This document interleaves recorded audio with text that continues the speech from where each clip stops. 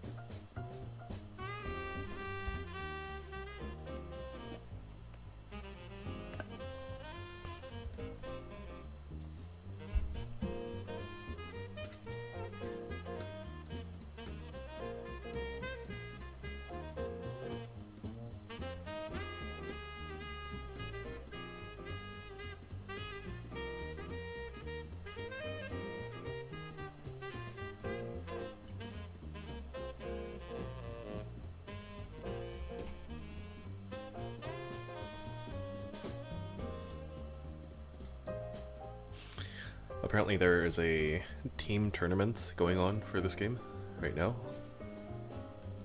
Let's see.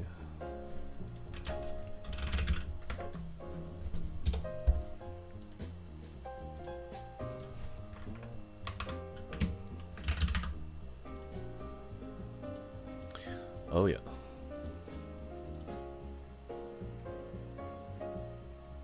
Maybe we'll watch this after. Actually, it's ongoing now. Okay. I thought they were gonna start in 5 minutes.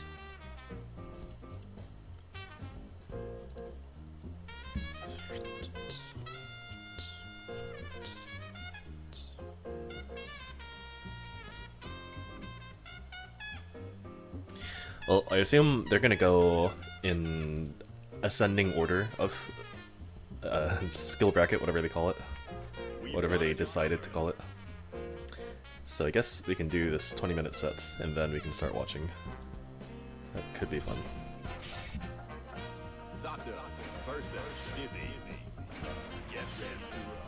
Generally not a huge fan of watching these live.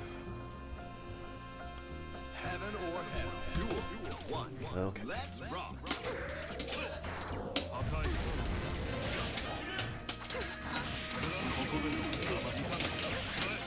Notice how long I had to hold down Brinkle Auto for it to work?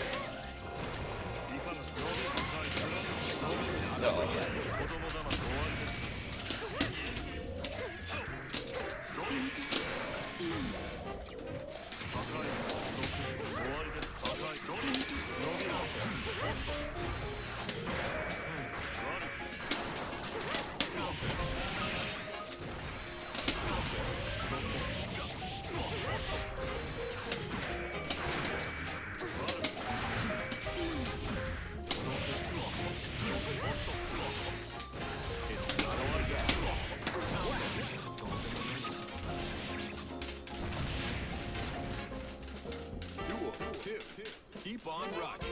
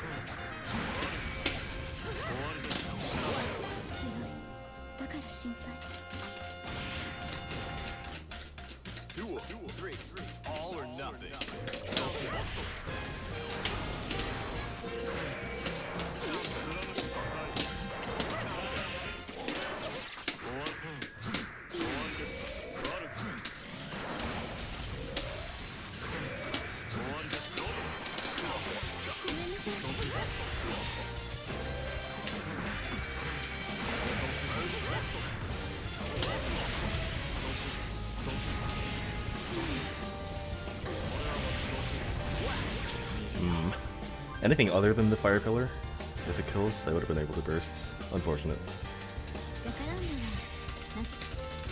Heaven or hell. Duel. One. Let's rock.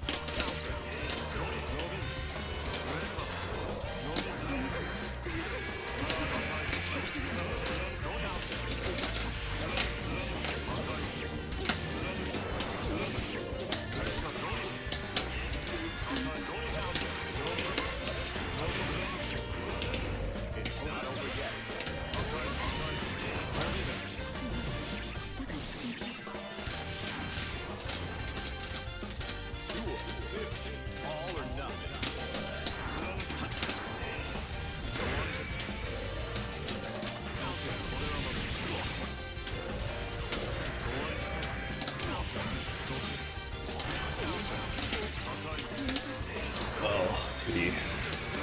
As usual. It's so predictable, but it's still so sad to see.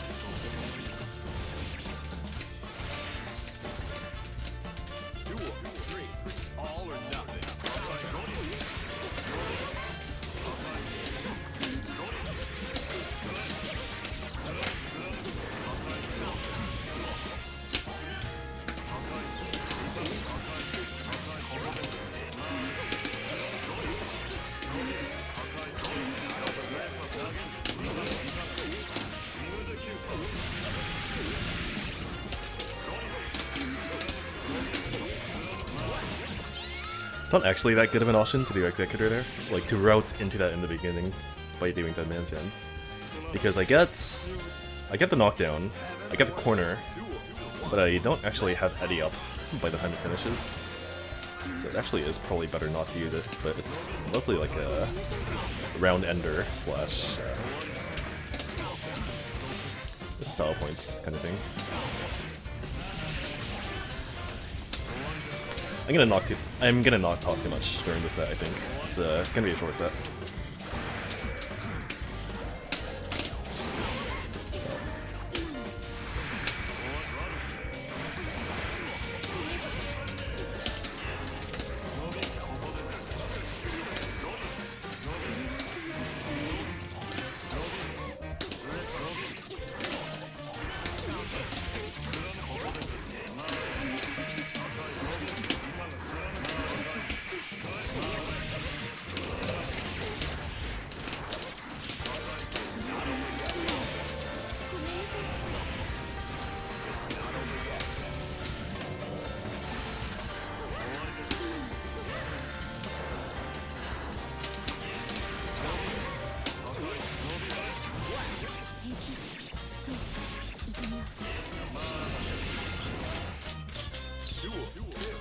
All or nothing.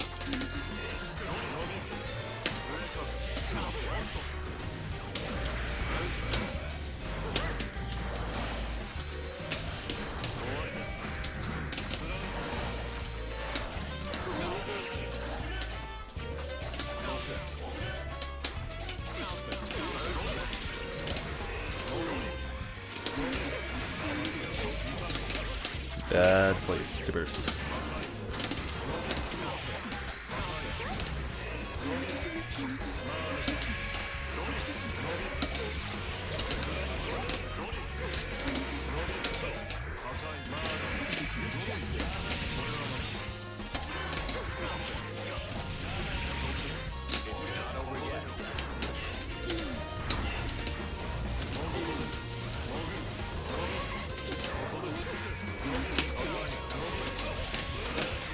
Like, it's not gonna work. Yeah, that shouldn't have worked. Didn't affect.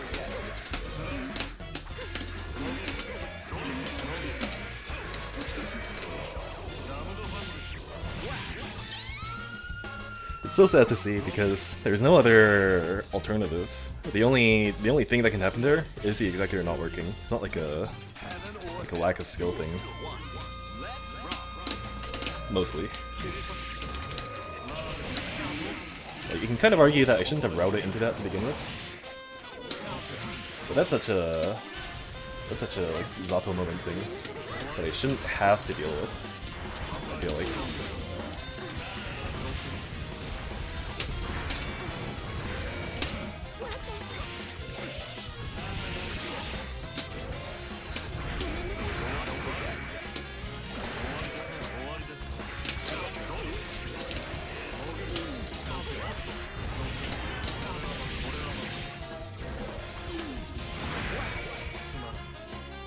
He's ready for all the net play shenanigans.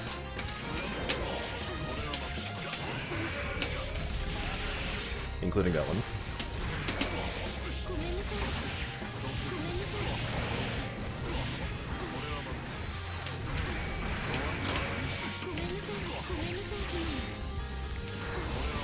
This kills.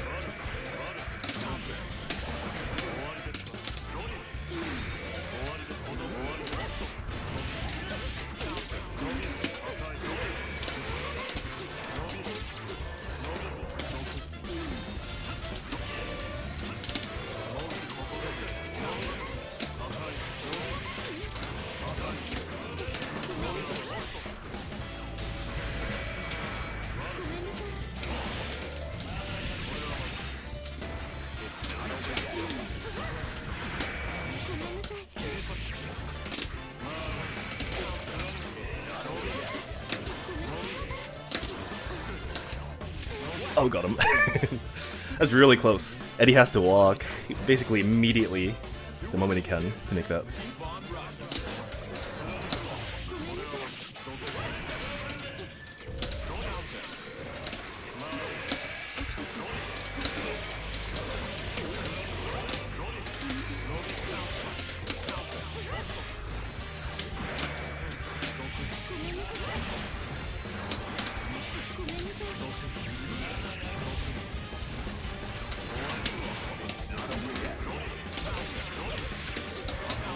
What?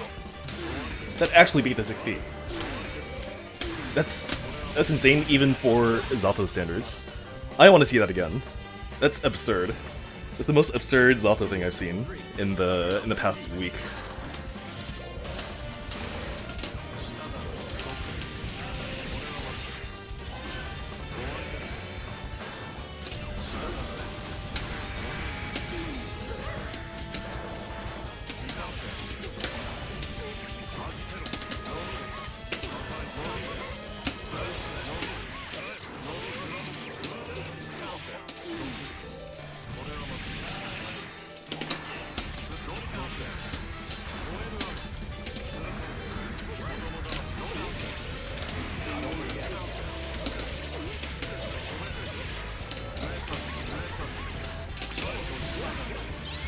That is absolutely insane. I might even make a video of just that one interaction.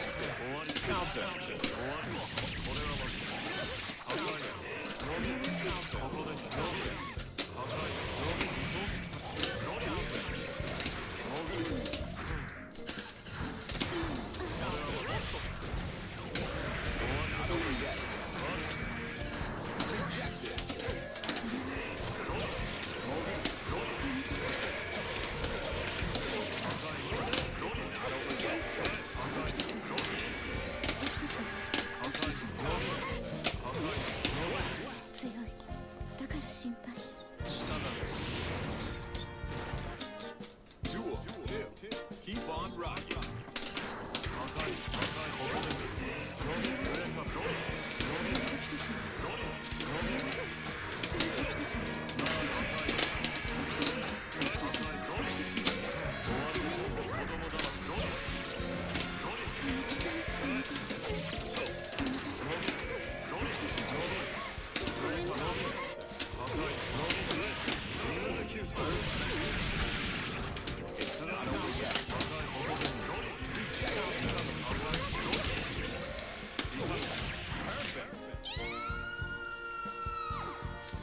They've kind of figured him out. Heaven or hell. Duel 1. Let's rock.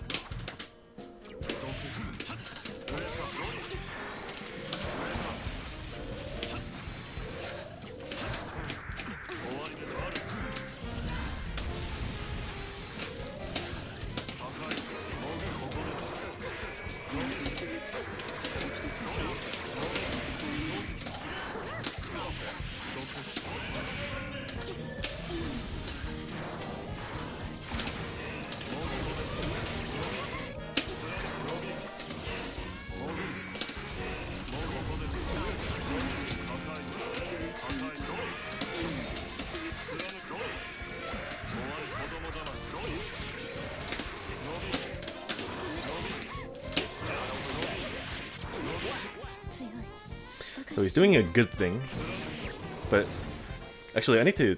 This is a long topic. I don't think I can start talking about this now.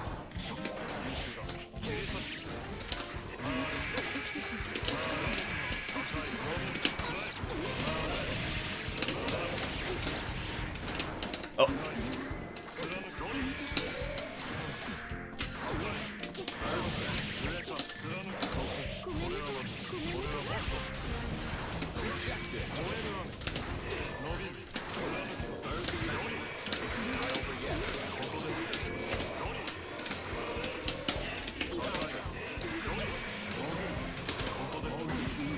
Oh, of course. There we go.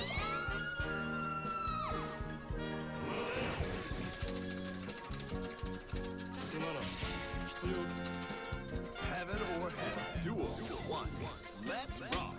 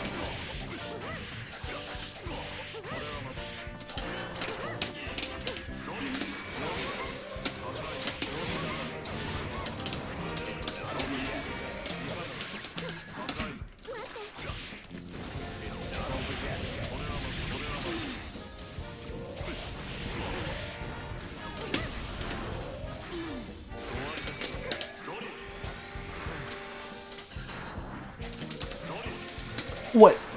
The fucking icicle. It canceled my drill.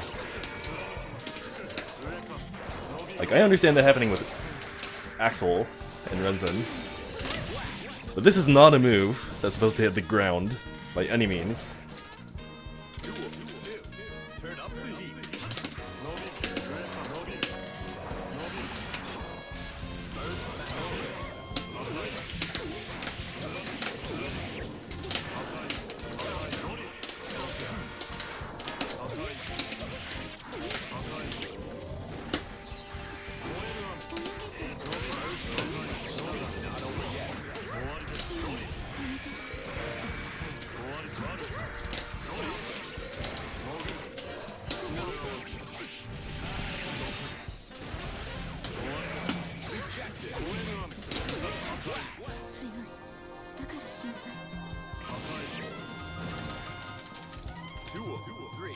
It's kind of like the feeling when a character in Street Fighter uses a fireball at you, and you jump in.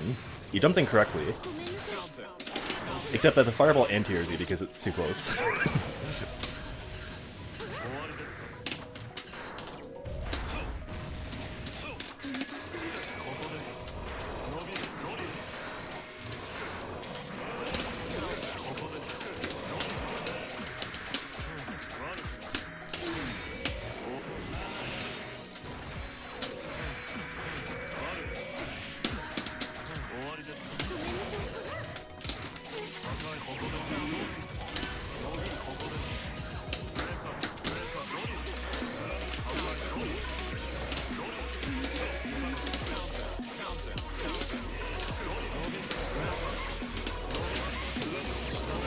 You are a friend who really likes to mash.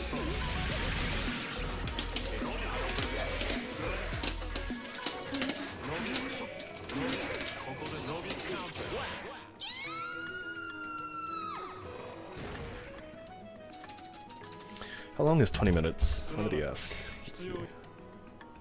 8:53. So we're actually about done now.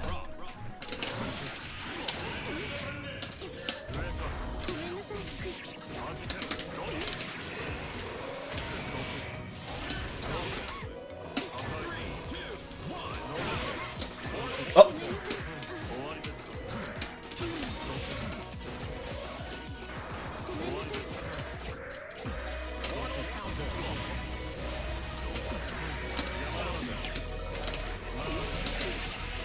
Oh!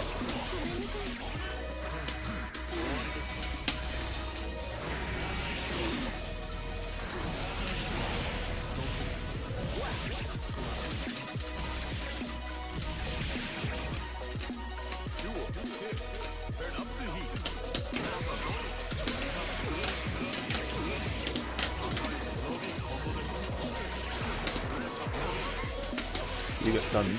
Yes.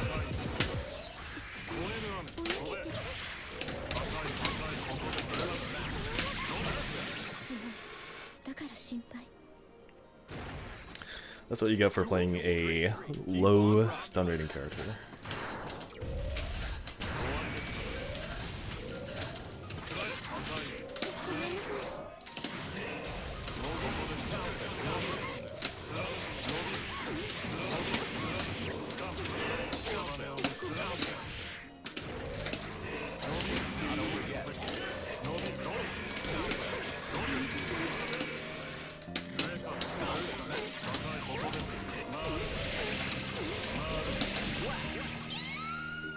Well, I think he's gonna call last soon.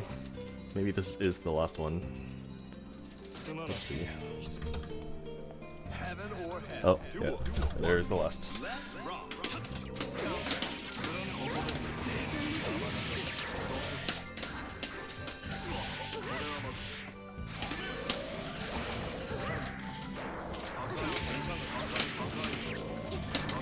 Oh!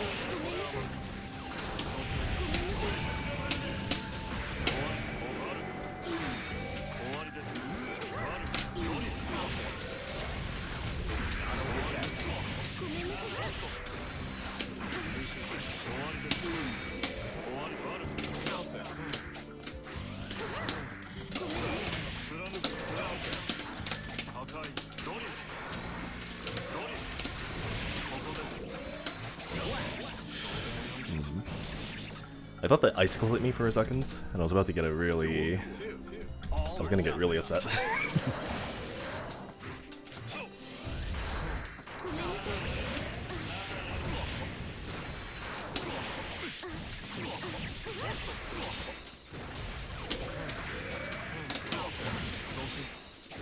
It's not over yet.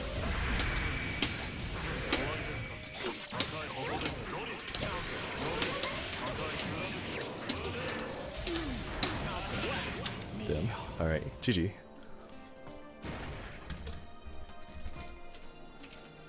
ジャカランダは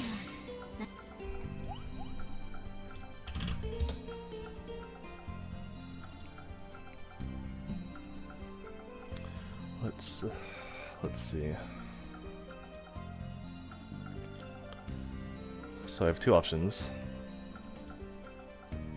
I can go see what these guys are doing in the tournament, or I can find more people to play.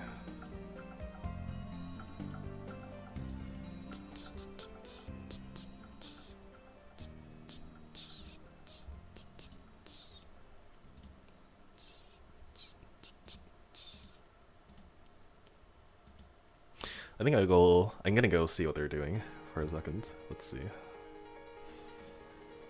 Seems fun enough.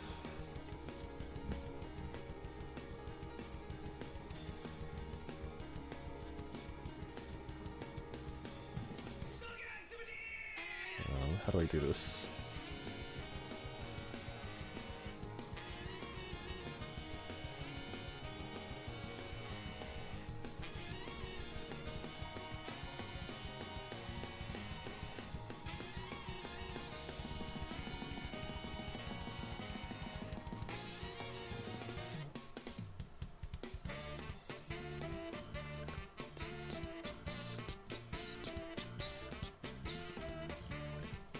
There we go.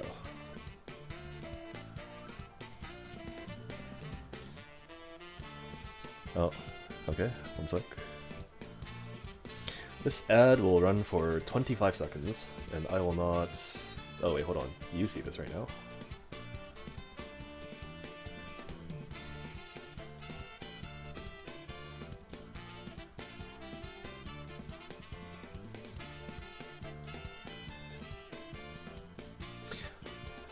I definitely don't think Twitch ads were this bad, especially in terms of getting through ad blockers in the past. Okay, there we go.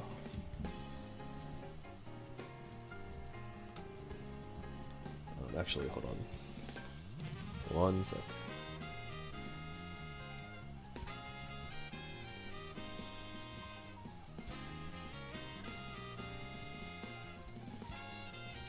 Okay, there we go.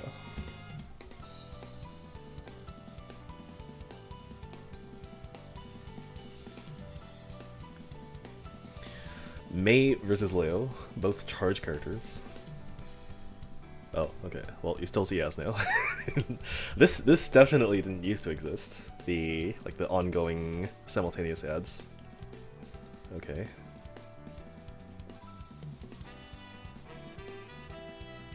That is a safe jump just now. I think this Leo player in particular likes to use SDP, and some people have that tendency where they like to use SDP as opposed to H, and I think a lot of times they don't have a good reasoning for it, where it's actually just better to use H. Like, there is a difference, obviously, in terms of use cases, but it tends to be character specific.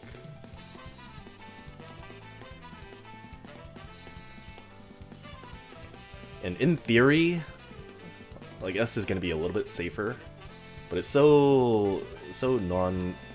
it's such a non-important factor in the bigger picture that it's not really a good reason.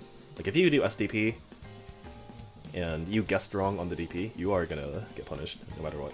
That's how you should think about it.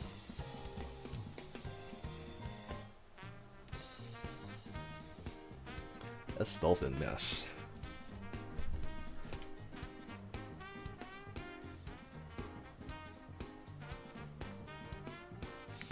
I have no idea how far they've progressed in this tournament so far.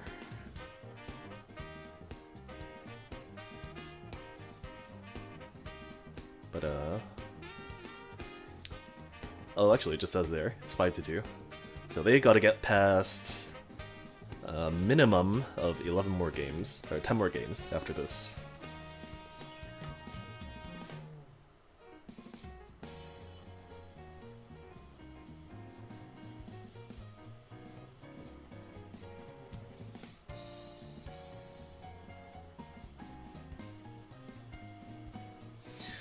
By the way, this is a matchup where you'll primarily see Leo aggressing on Mei, as opposed to Mei aggressing on Leo. It can work both ways, but generally speaking, and it's not too big of a surprise to hear that, oh, Leo is the one aggressing in the matchup. It's not a surprise at all, but Mei's also a character that, in some matchups, does want to be the aggressor. In this one, not so much. Because the way that Mei gains advantages, in the most traditional sense, is you want to set up your summons. And you want to force your opponent, Leo in this case, to want to contest your summons, and then that creates openings to make mix-ups, basically. Like, am I gonna summon, or am I gonna try to interrupt your dash? And then you have to choose one.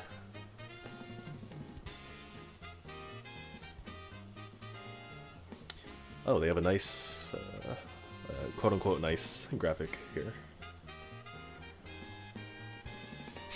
So this is such a good showcase of why I despise the term intermediate.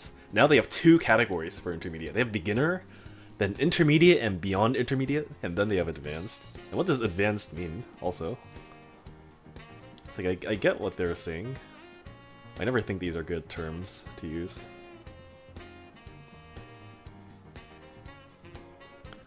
But like, very, very roughly speaking, advanced is like people you generally see in Pink Square. And then very, very generally speaking, beginner is probably like Light Blue Square.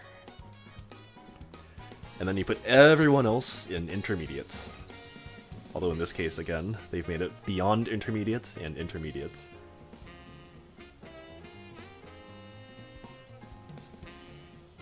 Weird to say beyond as opposed to between intermediate and advanced also. Because if you're advanced, you're still beyond intermediate, right? Also, I realize this is an absurd nitpick, but I just really hate the term intermediate. You have to understand.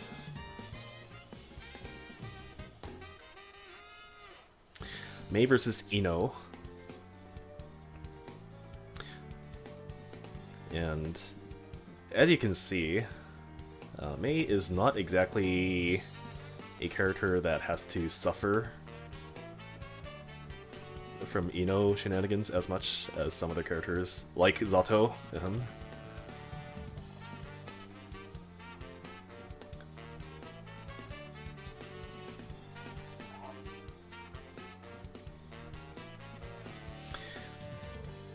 I think in terms of summons, you can...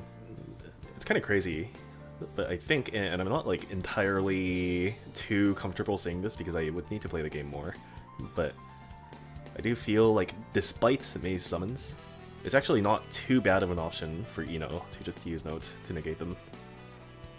Like, Note is really good.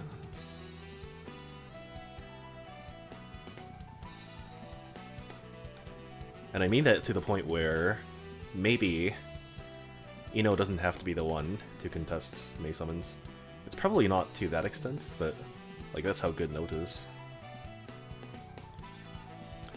And like whenever Ino feels like it, she can also just, you know, approach and HCL. If that read is something she wants to do. Combos. It's not actually a real mix, by the way, that one just now. So the Dolphin summon was a little bit too far forwards. So it's, I think if you look it back, you actually won't see the Ride Dolphin on the Summon Dolphin there. 5H? No confirm. So like that's a big issue. You got a 5H counter hit, but then the reward was nothing, when it should be like the equivalent of like 50% of their HP, basically, if you want to convert it to HP in that way. So like now you would have very clearly won the round if that 5H were to connect. Or be confirmed, rather.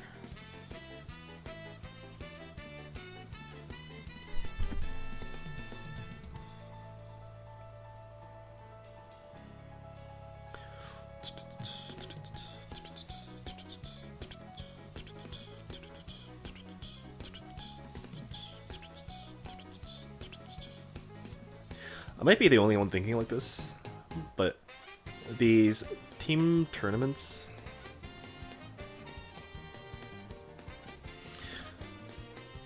I kind of feel like there needs to be more of a star player in these. Like if you look at the lineup, generally speaking, when people look at this, there's gonna be like, oh, I want to watch this player play in this tournament. And it's possible that it's just me, but like if I see someone who has placed in, or like has won a major, an offline major for this game, and that player is in this tournament, that would be like a very appealing thing for me to watch, but I don't think it's quite there.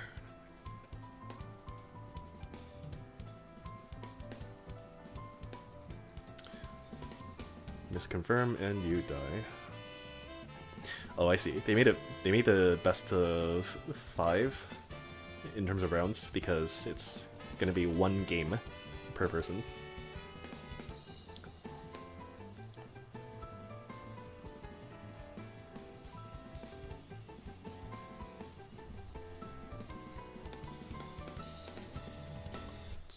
Oh, whoops.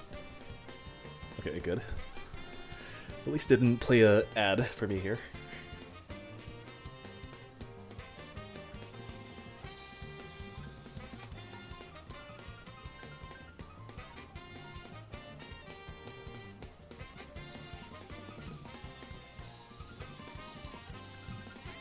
Mei versus Soul. This is gonna be, and actually, I think it's a common, like it's kind of a player preference thing for Mei. But in a lot of these matchups, it's gonna be actually the opponent of Mei being the one who wants to approach. It's just kind of the nature of the character. Because you'll hear that Mei is a guerrilla character a lot from a lot of people, and it's true.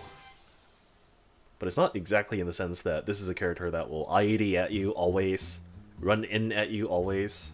I mean, it's kind of true, but it's not like a Leo kind of gorilla. There are different types of gorillas in Xrd. So are these guys, they're choosing who to send out first, or is it just going in order of beginner through advanced? I assume it's the latter.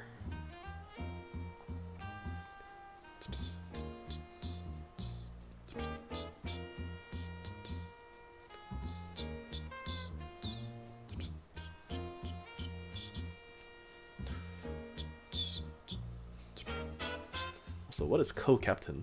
Why do they need captains?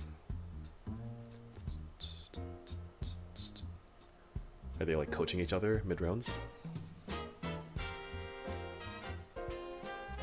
Oh, they're all in the same voice chat, so I assume that's kind of going on.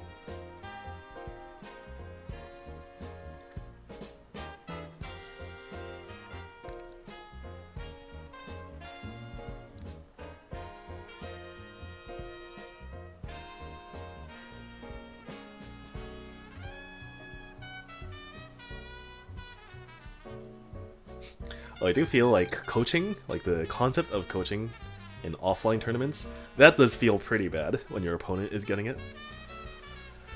Because I feel like for tournaments it's like the results, like the ideal framework of what is fair should be, like ought to be, I think, the amount of preparation that you do on a personal basis before the tournament. And that can mean that you can ask these people beforehand and ask for all this help before the tournament. But when you go into tournament, I feel like it should be a test of what you have prepared up to that point, as opposed to something that you are just learning on the spot from someone else. Like if you figure something out by yourself through your games, then it's kind of whatever.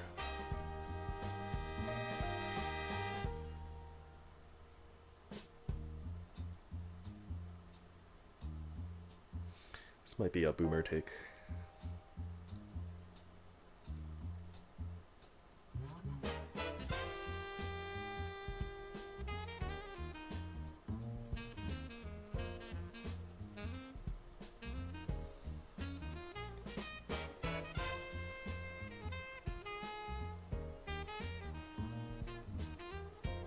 Oh.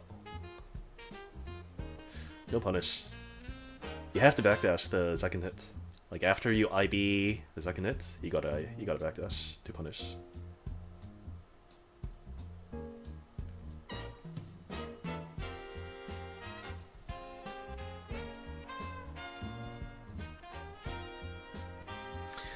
Generally speaking, I also feel like characters that have a standing overhead, like Mei has 6k, Chip has 6k, like these overhead buttons that they have normals, these are generally really helpful in this matchup versus Baiken. Because your alternative is you can try to 5D, but 5D has the additional risk of being very slow to start up.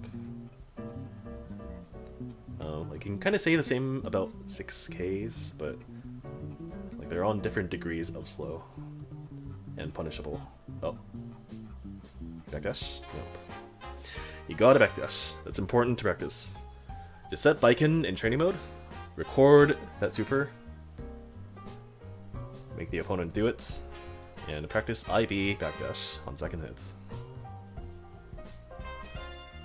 There's a funny thing where if you're playing pot though, you don't have to backdash. What you can do is you can IB the second hit, because, okay, so normally, when you normal block the second hit of that super, what happens is there's too much block stun for you to be able to create a gap between the second hit and the third hit. So even if you let go of block after the second hit of that super, you actually don't get hit, because again, there's no gap there. But you can make a gap by IBing the second hit, and then if you let go of your lever, you'll get hit by the third part of that super. And this is important because, in the case of Potemkin specifically, a punish you can go for is you can IB the second hit, get hit by the third hit, but the third hit doesn't trigger the cinematic. So it'll only end up being the case that you get hit by the third hit, but then it doesn't transition into the cinematic, and then you're close enough, and Baiken is minus enough after doing the hit that you can potbuster Baiken after getting hit by the third hit. So that's another possible punish that you can go for if you want to really style. But it does have the obvious downside of you do take damage from the third hit, which is sometimes undesirable, but it is infinitely more stylish.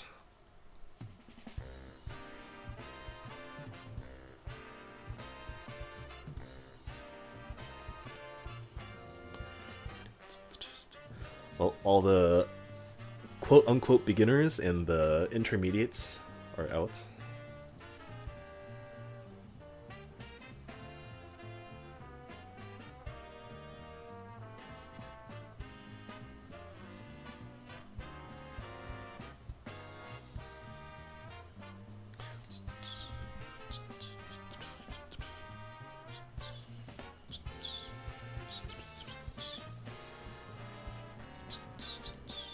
Oh, it's a Mei mirror.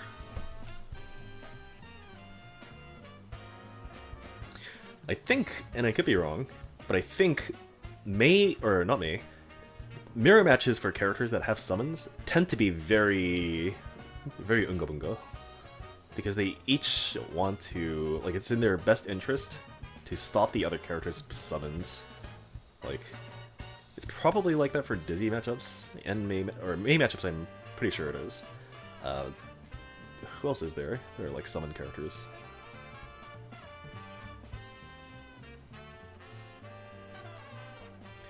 I mean, like Zato is the obvious one, where Zato mirror matches. Those are there is some great ape action going on. Oh, hold on. Let me make it. This is not ideal. Okay, now you can see it, kind of.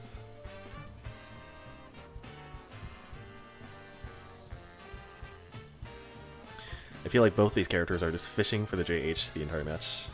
It's a good button, and certainly you can do that. But you see the issue, like even now, is if you just go for the JH, it assumes that the opponent will try to rush into you. But if you're a Mei player, and you are, like in this scenario, if you see the JH going on, you don't have to care about it because it's not doing anything for the other Mei player. You just land, because you're probably in the air since you're playing Mei, do a summon, and then react. And let's see how much of that goes on here.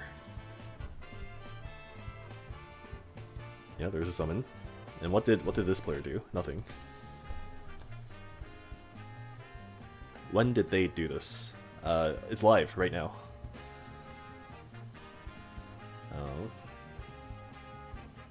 Generally, I wouldn't have streamed if this kind of thing is going on, but I was oblivious to the fact. Oh. 2P to be burst safe there, by the way. Okay. Good use of meter, because like anytime, I think mostly, you want to use meter if number one, the number one use case is if it'll kill. So like burst supers or just damage extensions. Number two is if it'll get you the corner. And then number three is if it'll get the opponent to a very low HP, but not dead.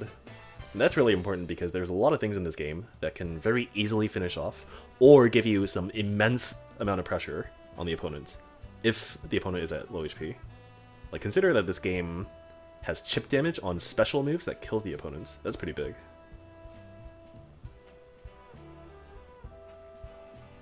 Like even in a game like Street Fighter 5, which I'm gonna keep using Street Fighter 5 as a reference because I don't know anything about 6.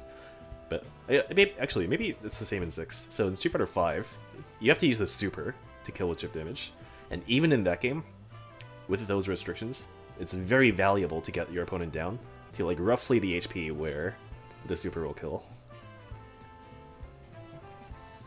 Chip, please? No, okay. Or not chip, OTG. You can OTG there with 3k, at least. Oh, it's not gonna kill. Even with meter.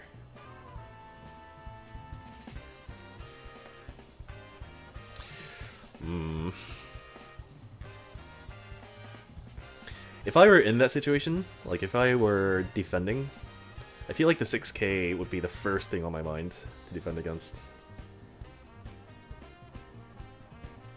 It's like the most low-hanging fruit option in that scenario.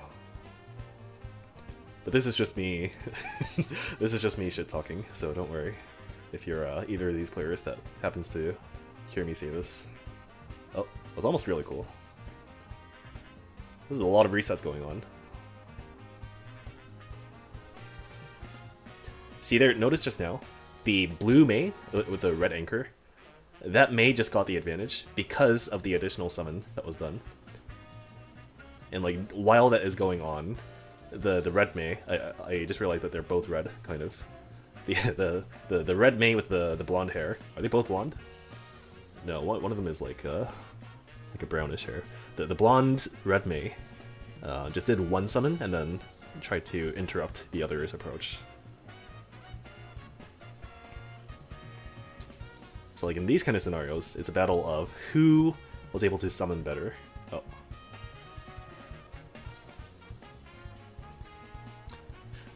Okay, that's a really good example of a thing I point out a lot, is after that guy got the 5k to hit, and the Far Slash I think it was, there was no follow-up, despite that being an insanely advantageous situation. I need to see 5k Far Slash, the Far Slash hits like it did in that scenario, and then I need to see something else to keep pushing that advantage. But I don't see this in so many players. Like, you're gonna see this in all of the intermediates, or all the players that are called intermediates in this, where it's like, you get an advantage, you get the hit even, and you push to some degree, but you don't push it all the way. I need them to push it all the way, as hard as they can, because that is the advantage that you've earned. You've earned that advantage, and now you have to harvest the fruits of that labor. But it's not being done. Like, they get all of the work done, and then they don't claim their prize. They need to claim their prize. And you're gonna keep seeing this with everyone in this beyond intermediate category.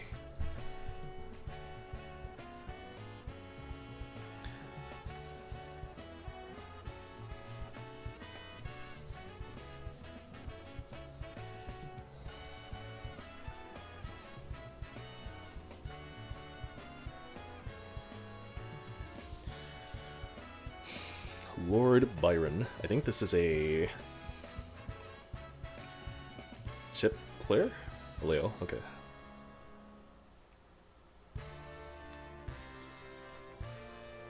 The answer head threw me off, I think.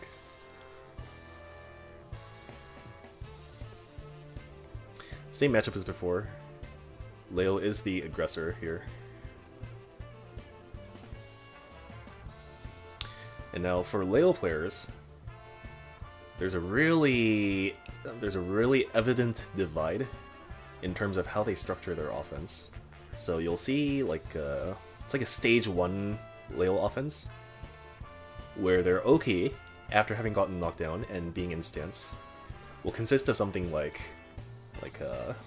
just stance H, and then they'll go from there. And that is unfortunately not going to be enough for the vast majority of people to die to. But I mean, it's gonna work against everyone that is new, so that is kind of the point of that layer 1 pressure.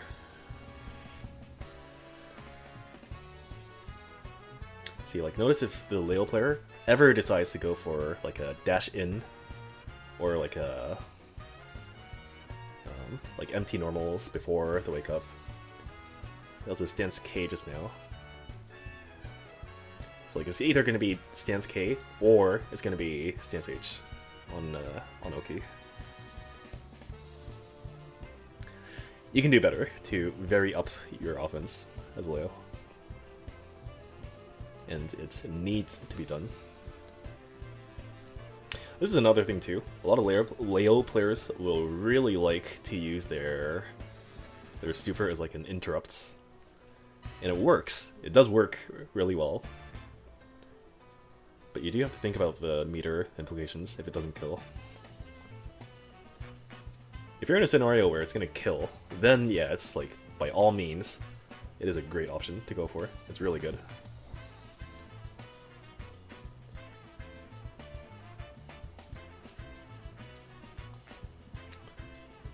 It's another example of you got all of that labor done to get the advantage, but then he tried to go for the beach ball Loki and then it gains him nothing because of execution.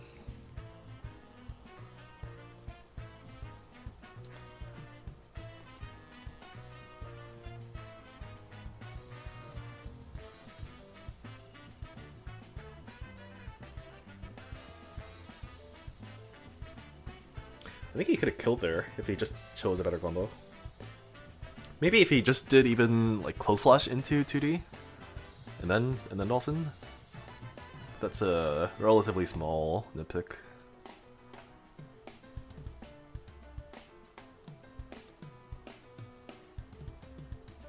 Okay, JP.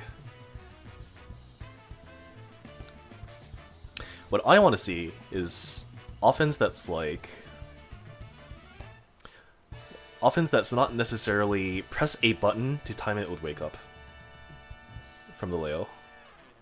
And then we're really gonna get somewhere. Like for example, you could do nothing for about half a second, or just be like walking forwards, and then press a button, and depending on how you feel and how you think the opponent's gonna respond, then you can continue to press buttons, or continue to just press your advantage by walking forwards. Like there are more choices than just which am I gonna do overhead or low on this guy's wake up timing. Oh, that's a misinput for sure. Womp womp.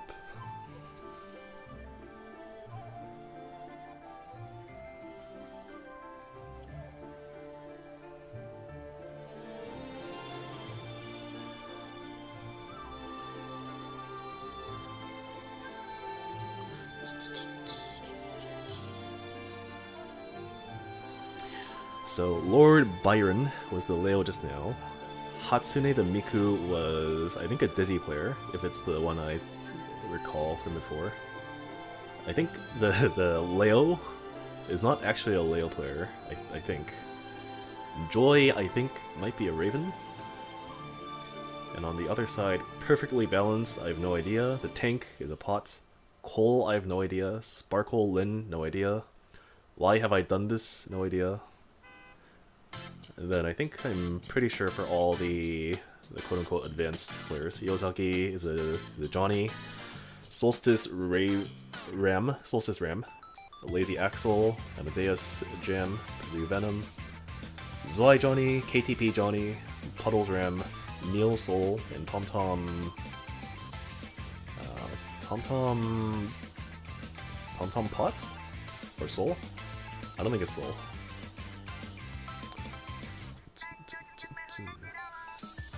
Lil plays Pot, Perfectly Balanced, is Babaloo. Oh, I see. Yeah. Then it's Raven. Or, you know, Babaloo, I think, he used to play Mei a long time ago. But I don't think he plays Mei anymore.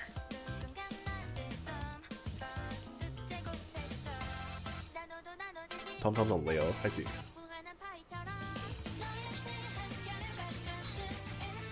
Good to know. Leo versus Venom. You know what, to be frank, I have zero idea how this matchup works, because I play a bit of Leo, but I never really see Venom while I'm playing Leo. So let's see how it goes. Oh, here is one thing though. So Leo does have Reflect, but it's even more limited than Zato's Reflect because he has the additional condition of having to be in stance in order to use it. Like Zato doesn't have that, and still it's not that good of a option to use versus Venom. So it can't be that like a big of a factor for Leo either.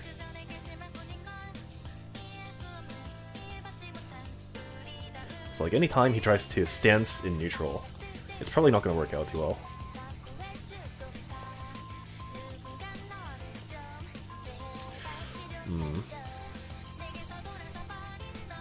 S-Boom is decent as long as Venom doesn't go QB every time. I see.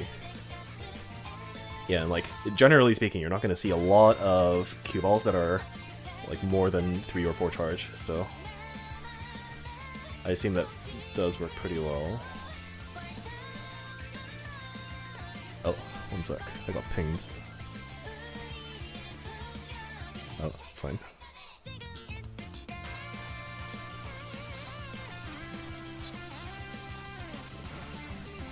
Okay. Leo does have an issue where his mobility options are not the best. Like he does have the dash forwards, the charge forwards, which is really important, and you're gonna see it a lot in this matchup too, I think. Oh. Okay, here's a very broad tip for all you Leo players out there, and you're not gonna like it very much, but let me tell you that doing parry is not actually okay.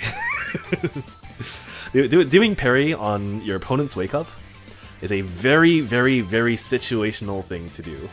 Now that being said, it is very fun to do, and I do it too, a lot, but you can't call that Oki. You need to first have Oki, and then you need to go for the parries. Okay? Parry is not Oki. I know it's I know you don't want to hear this. Oh, that was the end. Okay.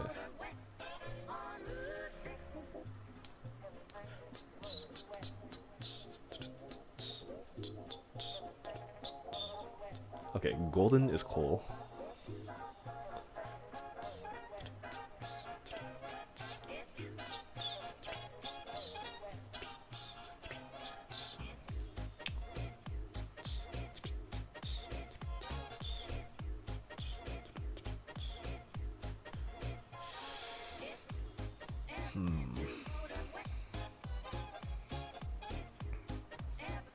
I really wanted them to, like now that I see this again, I really wish they brought maybe like 1 star player for each team.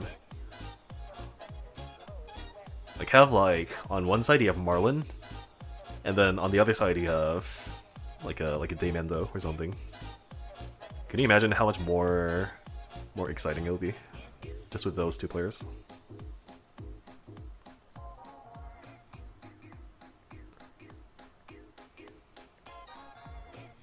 I'm surprised Miku is in there. I haven't seen them in forever. I haven't seen a lot of these players in a long time either, but I know that they don't, like a lot of them don't exactly play consistently on a consistent basis.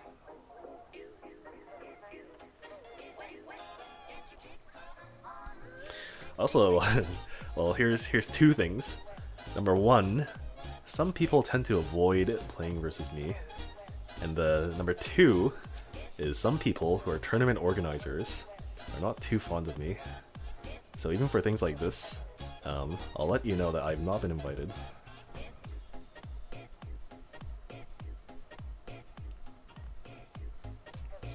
When I talk about things like value in the community for a game like this, I think something that is very valuable, probably the most valuable thing I can do, other than like making content and have it be successful.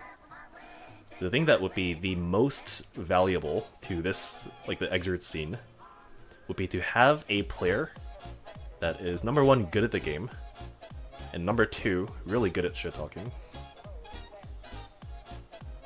And Exert has a lack of anyone who falls under that category. It has that has been a thing for a long time. No one in this community is willing to shit talk. and also able to follow up with it in terms of their skill.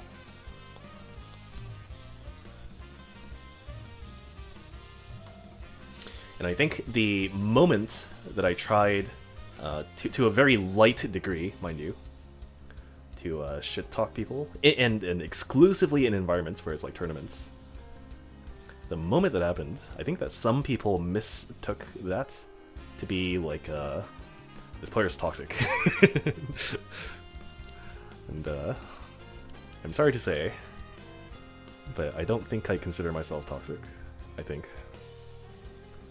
I can be toxic if you want me to, but you would have to get me to play a few games of League of Legends first.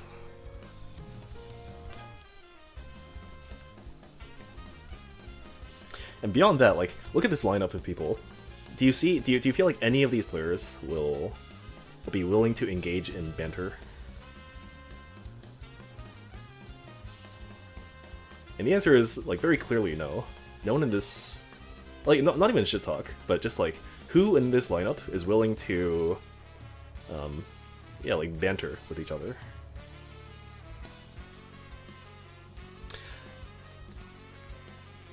That'd be good in, like, MVC3 era, but the thuggery has left the FGC. So there's a bunch of ex-toxic players, plus Karma. It's probably the only unironically toxic player left around. Well, the only thing I don't really like about Karma is that he'll kind of do this charade of being a new player sometimes. Other than that, I don't really know enough about him. Here, that's the other thing too. Like, a lot of these players I have never met in real life. Actually, all of these players I've never met in real life.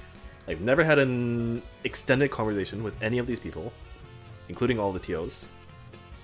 And they're so quick to make broad judgments.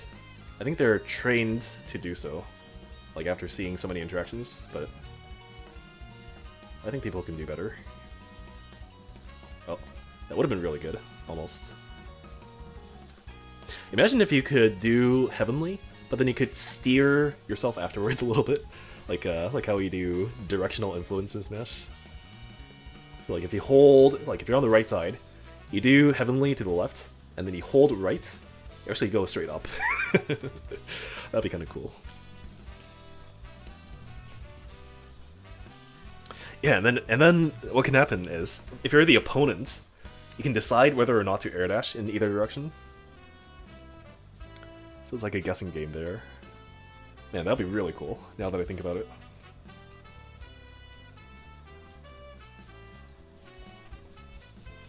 You probably see Yozagi and Puddles banter in this lineup, if anything, because they're practice partners. I see. I love how this matchup is like 5-5. Yeah, you'd really think otherwise. And I don't know for a fact that it is 5-5, but you're telling me it is, so I'm gonna assume it is. So like a lot of these matchups, like even Axel versus Pot, traditionally when you have like a zoner, it's not exactly a zoner, but like a kind of a zoner character and a grappler, you'd think that the zoner has the advantage. But this game has so many nuances, because no character is truly what their archetype tells them to be. That's a good thing about the game, I think. And that's another thing that like Strive kind of reinforced in the opposite direction, which I don't like too much. Or at least that was my understanding at the time. Maybe Strive isn't like that, but that was how I viewed the game, partly. Most Venoms and Pots generally agree on even. I see. Like really fucks up with Venom's pressure and zoning. Yeah, he has the same thing with Zato, but I think his is a better version of it. Pot's Flick, that is. And it's primarily because of the number of hits that it can absorb. Where if Zato does it, and also the speed and the angle. So when Pot does a flick, he always creates a projectile that will move in a consistently good way. Like it moves forwards, it has multiple hits, and it's always like it goes in a good direction.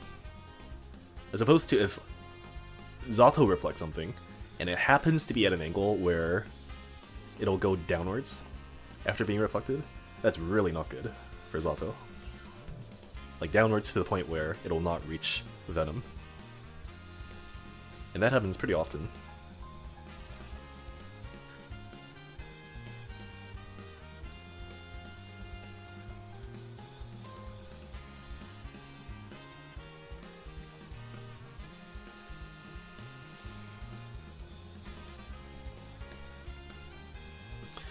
So let's see who they pull out next.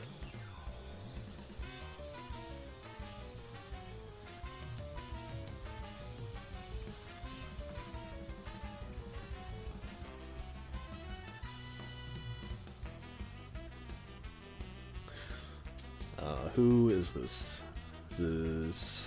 I don't know who this is. Wait, is this Leo? You said that Leo is... Leo plays Pot. Pot? Oh no, that's Wait.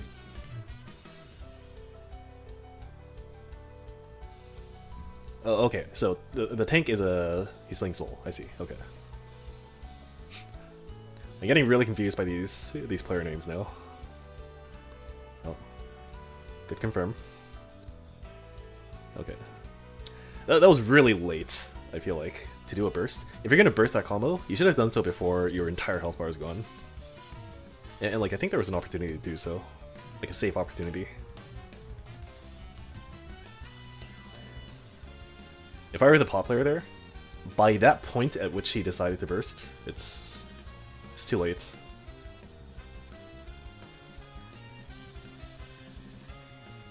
OTG? Wrong one. You need to DP after. You do like 2k 2D and then DP, and it kills him.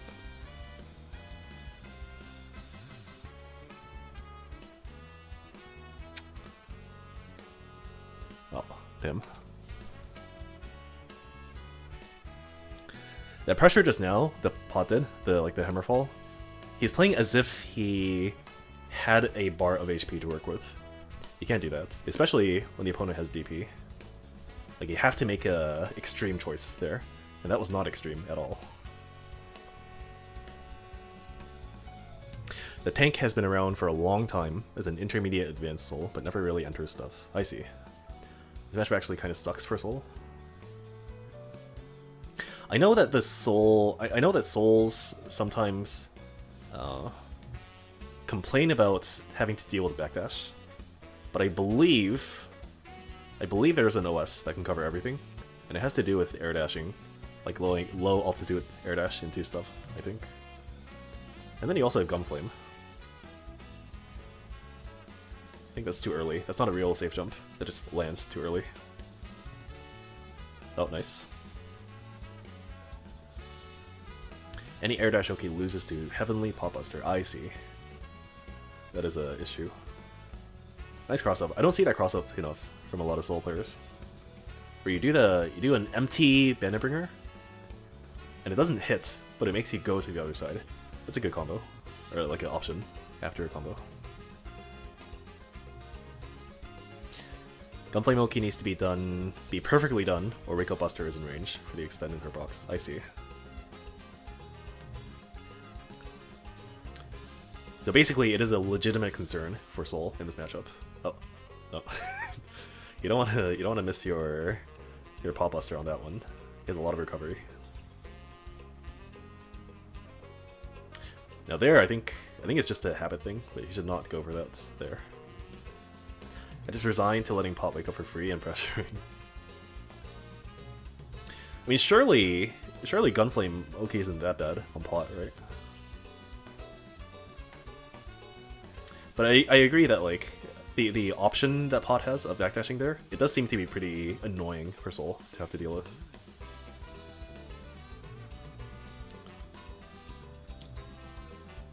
Like, I play Zato, and when I play Zato, I don't have to worry about any of that shit. Mostly.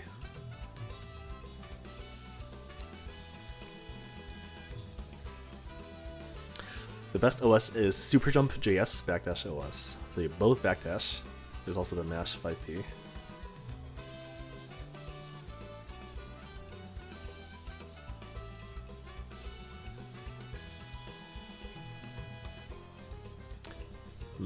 I see.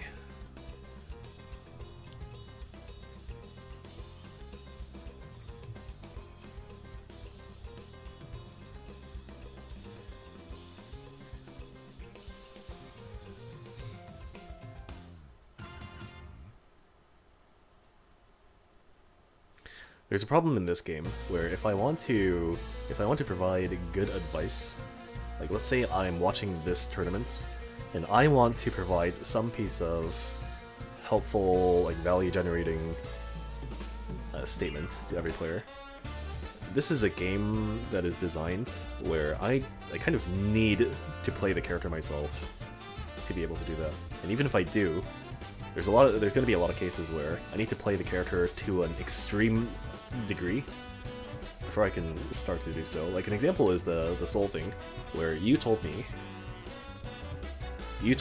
that like it is a legitimate concern for Soul that Pac can backdash, because I thought that was like a excuse that Soul players had, and they do actually have a good way to deal with it.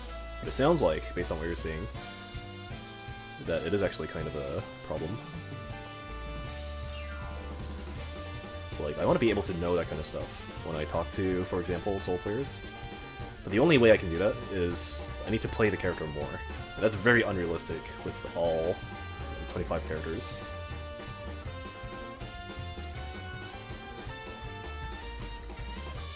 That's not to say that there isn't any other type of thing I can tell people that's useful. But when it comes to things like this, I would like to be a perfectionist of sorts. Oh. Too far. Yeah, I don't understand this game if it's not Soul related, besides what other people tell me. Yeah, and like if you're playing... I'll use the Street Fighter V again. If you're playing Street Fighter V, like you kind of know what all the characters do. And it's partly because like the characters kind of just do the same thing in that game. But like if you're someone who, like, let's say you want to be a Street Fighter V coach, and you get a Coach E who plays a character you don't play, chances are you're still going to be able to give like really solid like an overview of what the character does, how they want to approach certain matchups. It's just not really a thing in this game, to the same degree.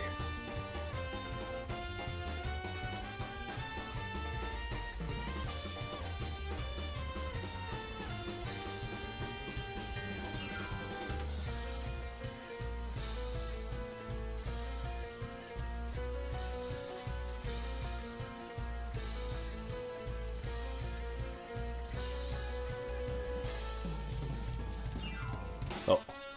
Wow, wake up 2H. Maybe I should do that too. I wonder how low profile it is.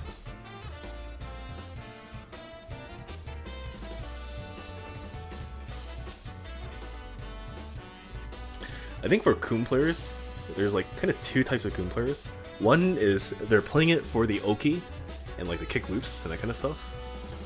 And then there's another type of Coom player that is playing Coom for the ball control. And usually, most Coom players that I come across are in the former, where it's like they're playing because of the setups, the combos, the loops.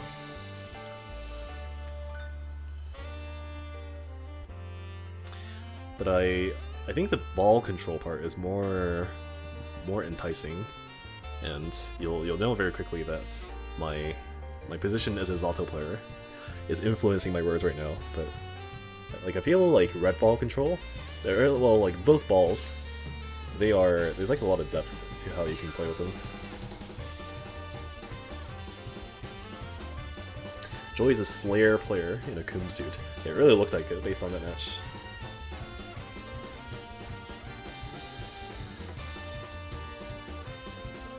Fu is a ball controller. Yeah, I think so.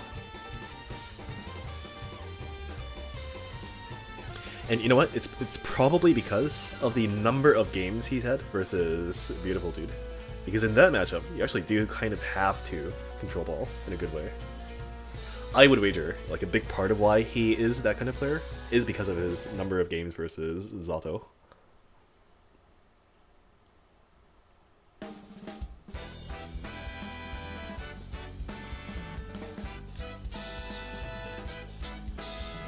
Alright, so it's Kum versus Viken. You'll note very quickly that this is another character that has a standing overhead.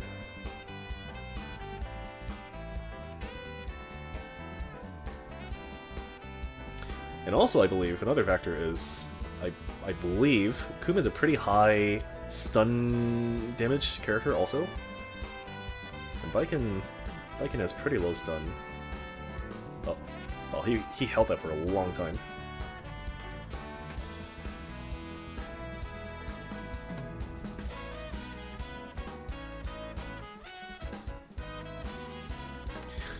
Here's here's the Blitz rule versus Viken. You do not charge Blitz.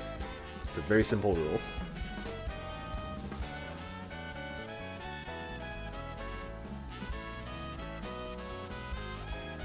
Oh, nice McDonald's ad.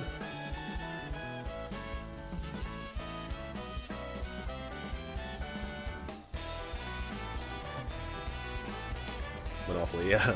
Do they? I don't know if they have these in the States. I think they do, but Canada does these pretty often. And in fact, it's pretty infamous for having a case where the game itself was rigged very heavily, because there was a guy who was hired by McDonald's at some point to make sure that there was no fraudulent activity going on. And then that guy happened to be the one to be engaging in fraudulent activity with the tickets.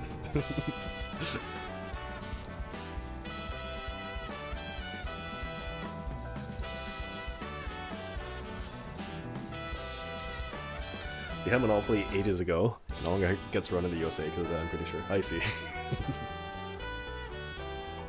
Yeah, the way it works is it's actually a form of gacha called Complete Gacha.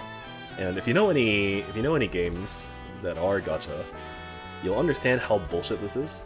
It's a system where it's not only you have to get the pull you want, but additionally, like, you have to collect a number of correct pieces, and like you have to complete the set in order for that set to reward you to complete like the final prize.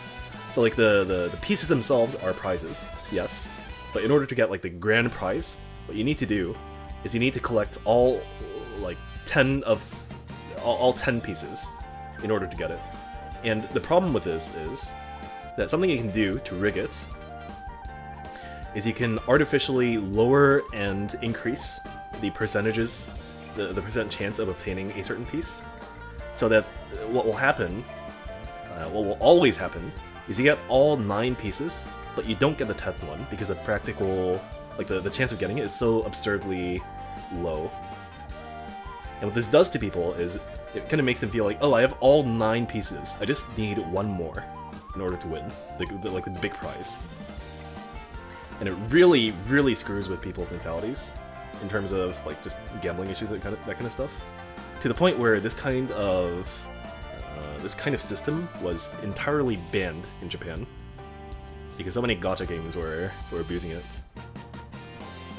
And it turns out that the Monopoly game that McDonald's is running is also the same system. So McDonald's would not be able to run Monopoly in Japan in the same form. Hello, Nut Milk. Thank you for the raid. Hello, Brandon. We are watching some, what do they call it? Beyond Intermediate players in Xrd. That's the term they use to describe these people.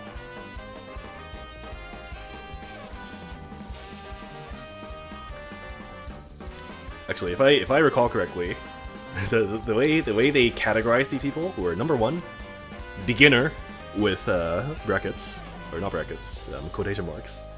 It's the first tier, and then the second tier was intermediate. The third tier was beyond intermediate, whatever that means, and then the fourth tier was advanced. I despise the term intermediate with all my being. It's like whoever is not completely new to the game, and also whoever is under like top 8 in majors, you are all intermediate. Is the most like throwaway term you can possibly use.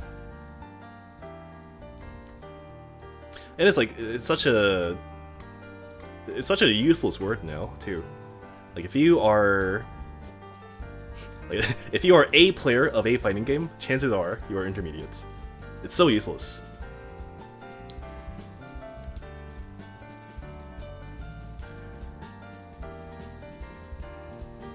Like I think there's a good way to use it, but no one uses it in a good way. It's how I describe myself, and even I can acknowledge myself as just being an in-betweener rather than being dead set on being intermediate. Like for the purposes of this tournament, I get why they... Actually no, I don't even get why they categorize things this way. I feel like if they just had all 16 players in each team, and they just didn't bother putting them in these categories, it would be fine. Like why do it to begin with? Why?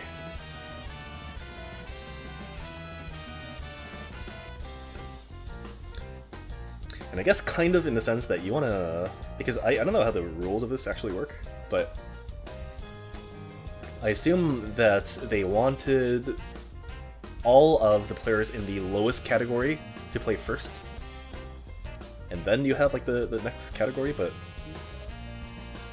like even for that purpose, I would feel like it'll be more... Oh, nice. It'd be more hype if you had like a lower bracket player play a higher bracket player and then win the match. Wouldn't that be a lot more exciting?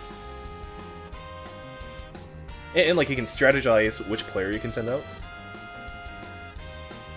I think that's an objectively better way to do this than how I imagine this tournament to be run, which I don't know if it is, but the way I imagine it to be run is you have all the lower brackets first, and then you proceed to the next bracket, and so on. It works better when there's no beginner players involved. Yeah, for sure. Like if you have players who, for example, can't do Oki, because that's like a very important part of the game, then it kind of makes sense. But this is a crew battle. It's I don't know exactly. I just know that it's 16 versus 16, and then each player gets one game. It's a best of 5 in rounds, and then if you lose, you're out.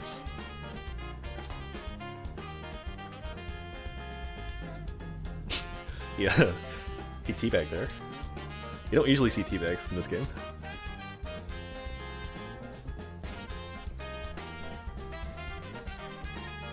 Yeah, 16 v 16. What separates a Beyond Intermediate from Advanced? I have no idea. Zero clue.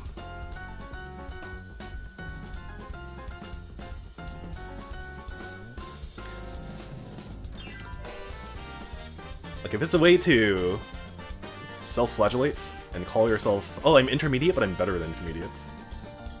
But I'm not advanced, though. I'm just better than intermediate. If that's like that's the goal, then I guess so, yeah. I guess you are beyond intermediate, sure.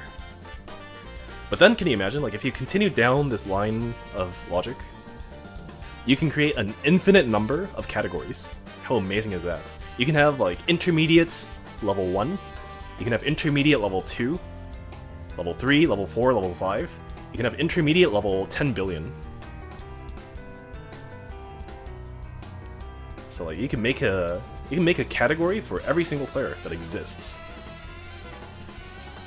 Wouldn't that be super helpful and productive and useful for any purpose whatsoever?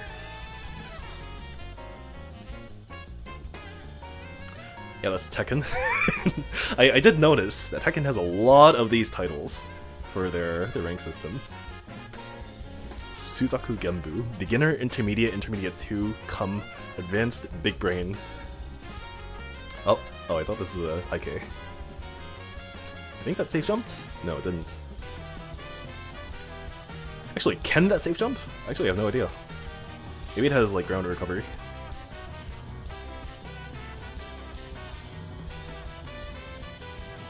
See, I'm not a fucking DP character abuser, so I don't know these things that are regarding DP.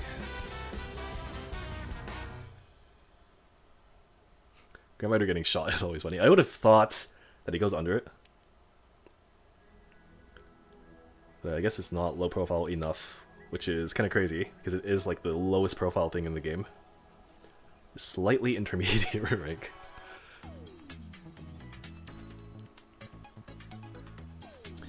Grand Viper weirdly goes under Tatami, even full screen.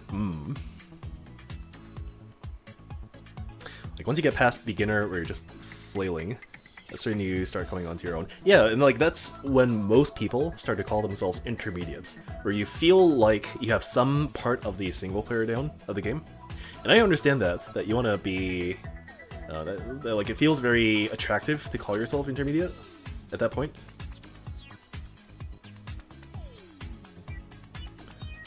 And also I understand that there's no good alternative to it, which is why it's used. LTG, please? No. He could have DP'd. I think he could have DP'd in a way that would be also burst safe.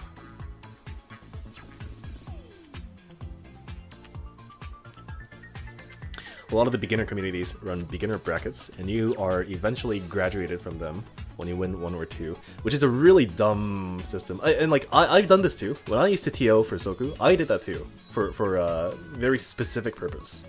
But the problem with this is you've created an incentive system that rewards you for not winning. Like, what the fuck? Why would you do that?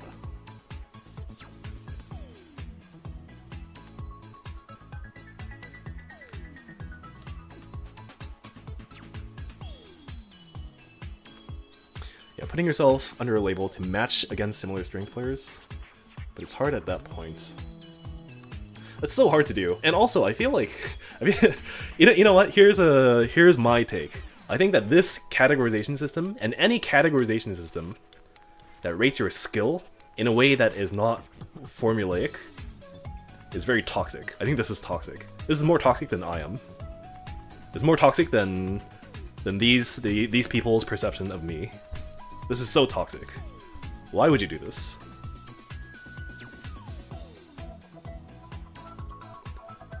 It's more toxic than me when I play League.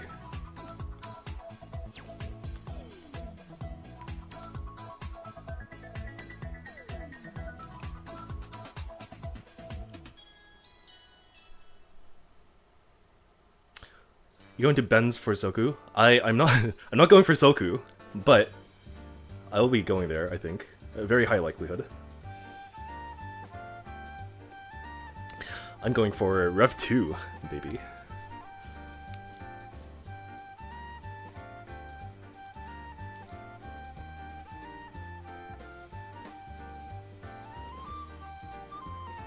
The community is small enough to make it relative. Yeah, absolutely. It's, well, you can do that, but... Here's an example. In Soku, some people have opted to just make their own rating system. Or not make their own rating system, but like heavily borrow from Elo and just create their own ladder. Like if you're gonna do that, and then use that as a reference to place people in, like, even that, I'm not sure if it's a good idea to do that. But it's better than this, where you you just make up these categories and imaginary terms, I feel like. I'll see you there and drop you by the good ramen joints.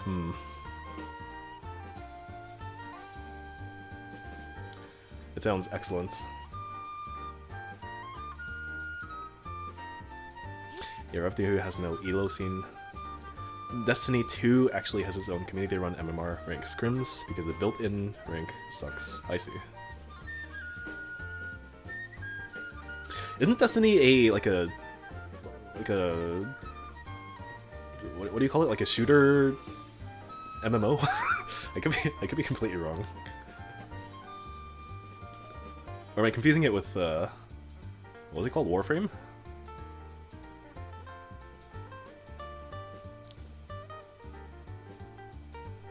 D2 is a shooter MMO. I see. Okay. The PvP part is like 0 MMO, and the PvE part is like 0 shooter. I see. Okay, that's why I got so confused. since I thought at first that it was like and this was when I knew nothing about the game, but based on the few things I heard, I thought it was like a Quake kind of arena shooter, because people were talking about being like competitive with it and that kind of stuff.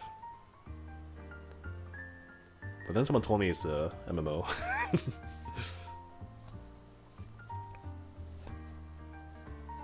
DT was closer to Halo competitive. I see.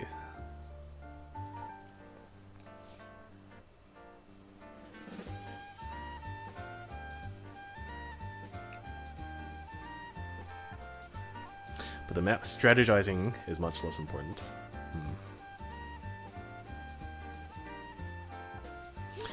I'm in the same boat as Marco. That game is so stink. Is this plus R?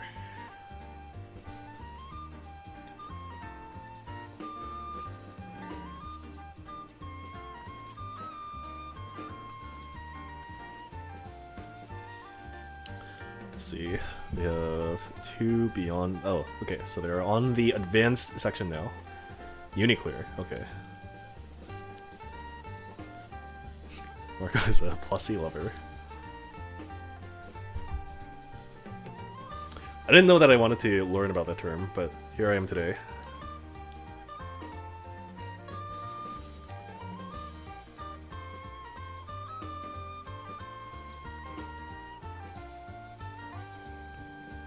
Do people still play that game? I guess there's no... My understanding of that scene is that...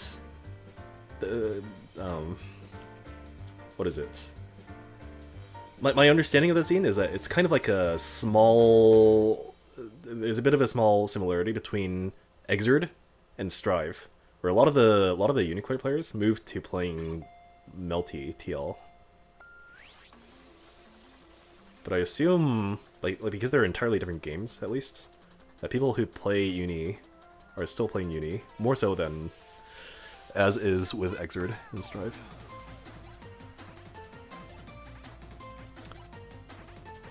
Uni 2 may be different. I think I'm holding out hope. Based on the one trailer I saw, it looked pretty similar. But there's not a lot of info to go off of. Toronto's popping off for it apparently. A lot of them think MelTTL is stink. I wonder who had that opinion when the game first came out. Yeah, I wonder. Really makes you wonder why it took this long for them to realize. In fact, I knew that from from day 0, the moment I decided to play Saber. I fucking knew it.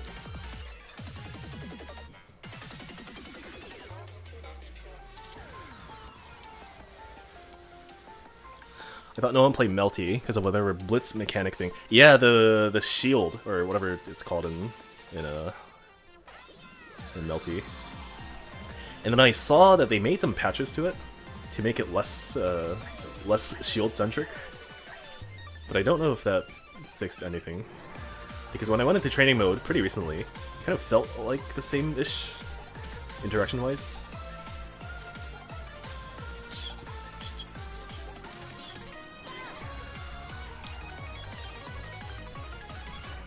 Yeah, the shield blitz adjacent mechanic was the big pain factor.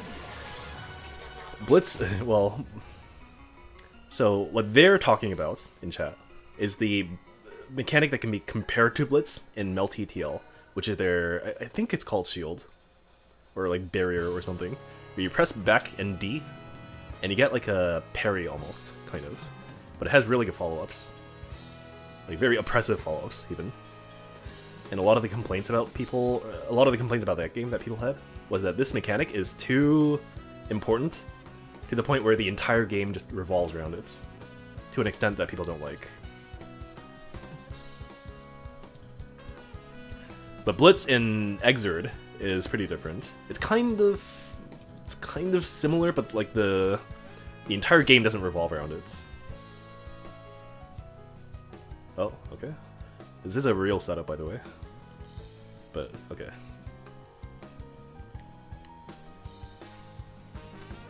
Is Venom in Strive? I don't think he is. I think I would have heard about it.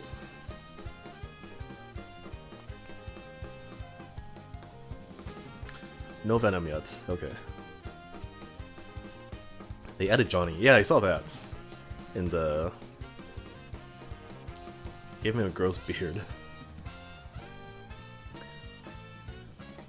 How is Johnny in that game? I can't imagine...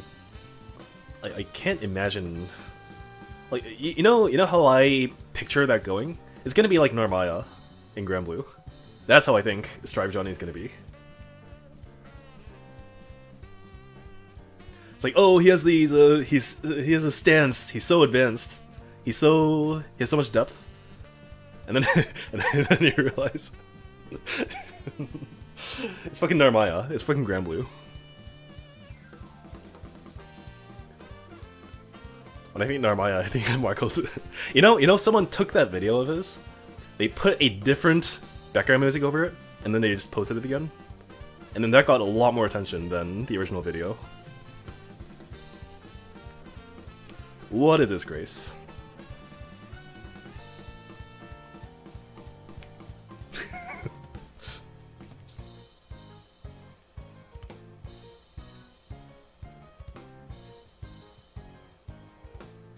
They added Justice. I think you're memeing.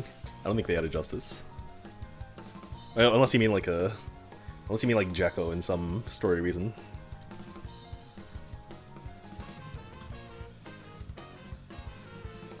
That's how it rolls, I suppose. Yep.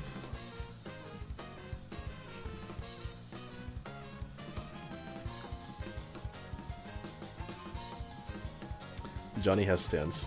Yeah, see? Johnny has stance. And Narmaya has stance. How comparable.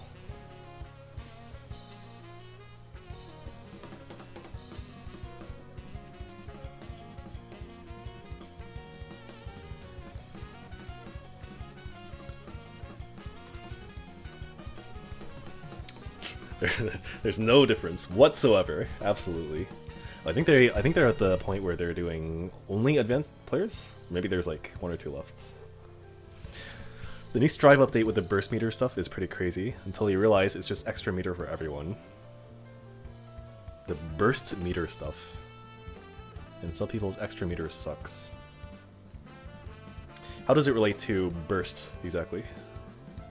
I haven't looked at any of the patch stuff because I don't care about the game. Actually, I do care about the game in the sense that I noticed a lot of new players for this game who are like very obviously new and then are also very obviously on Wi-Fi. And I can 99% accuracy say that they are from Strive. You actually see a lot of these people. Like more, I think I see more new players, like entirely new players, now than I did before Strive released, which kind of makes sense.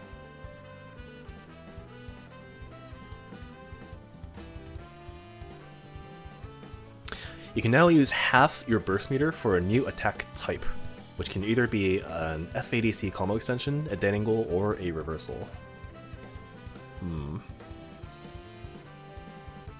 Is it literally dead angle, like the YRC that they have, or is it like a different attack?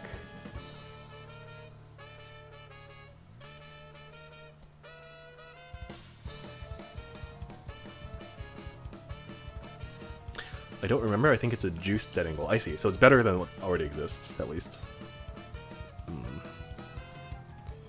Positive bonus also boosts burst meter growth.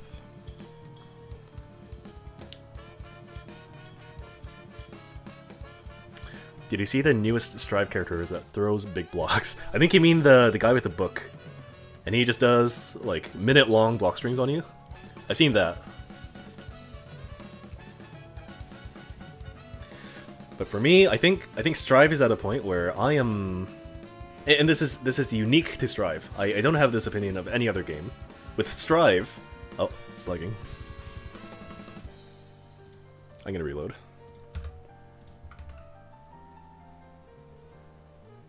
Oh, now it's playing an ad? Okay. Hold on. This way you can at least see the small screen here. Oh. Down for everyone? It is. Well, I got baited into reloading, and I have to see an ad now.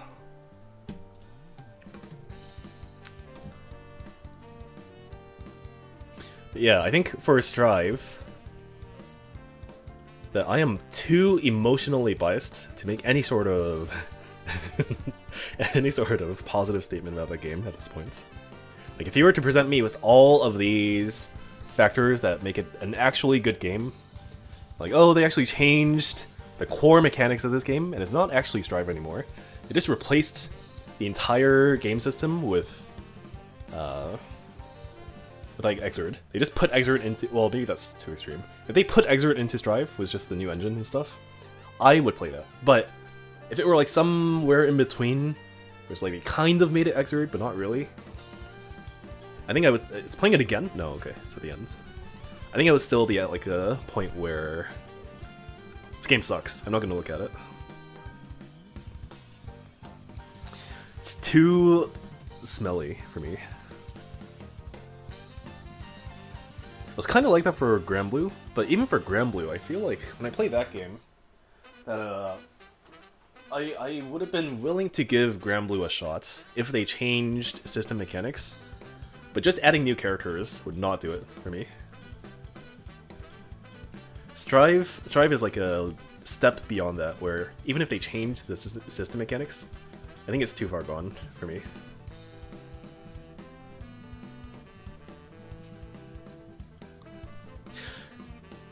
At least you take the step back. I'm just open to saying his poop. I'm openly anti-Strive. Let's put it that way.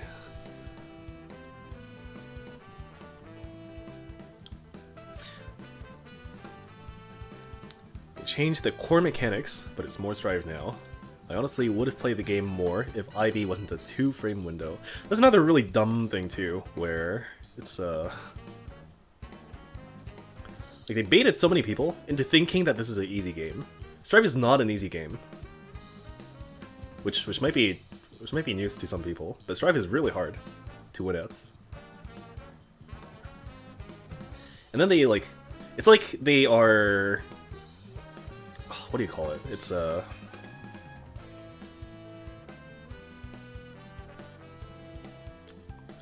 trying to think of the term.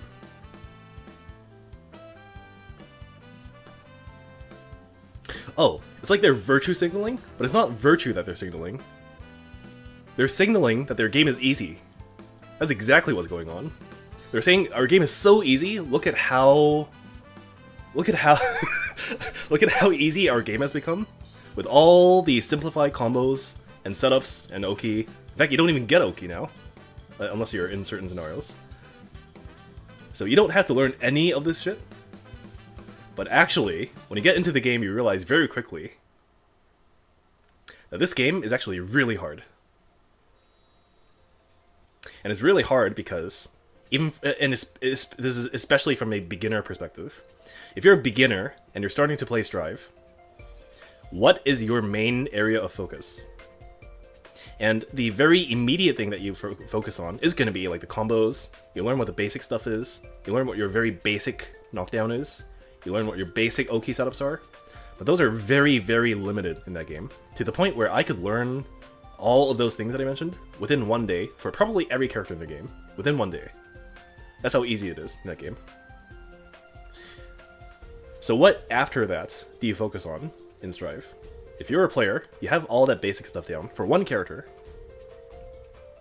What is your area of focus? And then the only thing that you're left with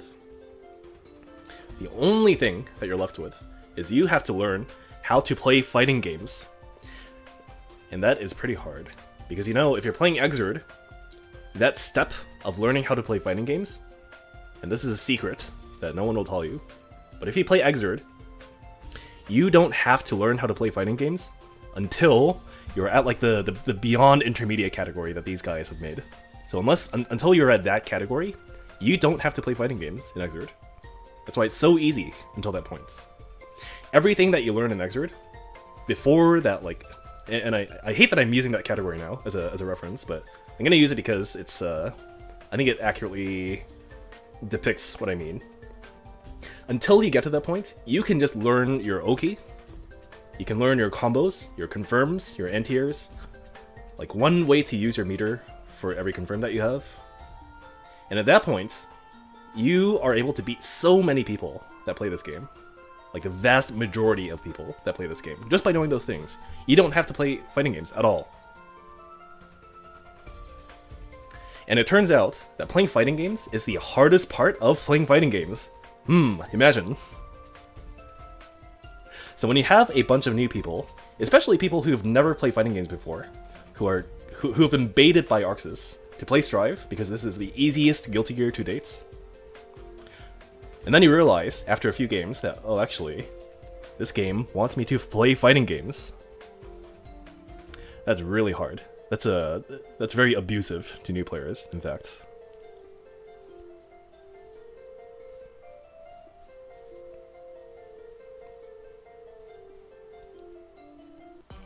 Yeah, footsies and mind games is only at the beyond intermediate level, when everyone knows their matchups. Absolutely, yeah. Street Fighter V is kind of like that too. I think Street Fighter V is it's kind of like that, but it's less so than... To me, it felt like it was less so than Strive, even.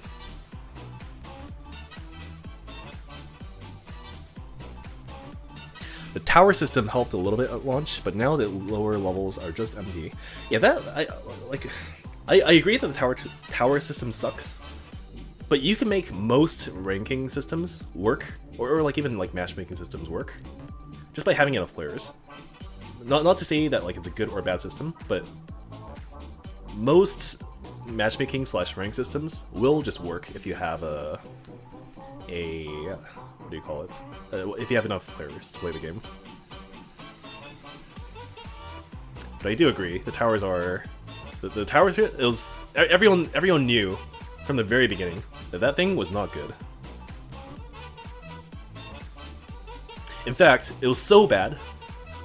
No, actually, I think this was regarding the pixel art more so than the system itself. But you know, they showcased the first time Arxis showcased that system was on April Fool's. That was on April 1st. And they showed that the lobbies are now like pixelized, and everyone had these like shitty avatars, and everyone thought it was an April Fool's joke because of how bad it was. But it turns out, some days later, they showcased an actual stream with the game, and they had the actual same shitty pixel art for that lobby system, and it was absolutely awful. But I think it was even worse at that time, when it first launched. And then they made some improvements to it, but it's still like, why would you take a working system? Like, why would you take this wonderful lobby system that you have, that you can just expand to include more players? Why would you take this, and then replace it with the whatever abomination that is?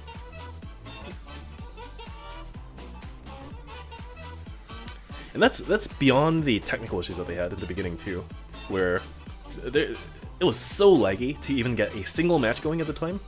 And I think it's still kind of like this, where if you press a button, like if you press confirm in that tower system, it takes forever to actually get that button to do anything. I think it's still like that. Like in this lobby, for example, if I press confirm, the moment I press confirm, I sit down. It is very responsive, and every time I press the button, it makes my avatar do something immediately. It feels very good. But in Strive, when you press confirm, it loads for a bit. It takes a few seconds, and then you finally sit. Well, you have a chance of sitting down. The sitting down aspect is also gacha. You might sit down, but you almost get an error. You might also get an error.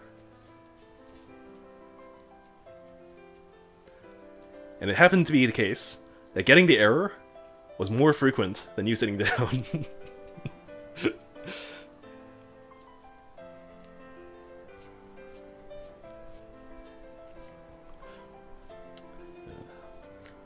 What a disaster that lobby was. And it was like that for a long time too. And also, like, they had even more technical issues in pretty recently, actually. They couldn't net play, period. For a long time, like multiple months. There was like net play was not possible, apparently. Can you imagine that for a game? Like, you just can't net play? And for what reason? Like, do fighting games operate on like a central server that you connect to, like League?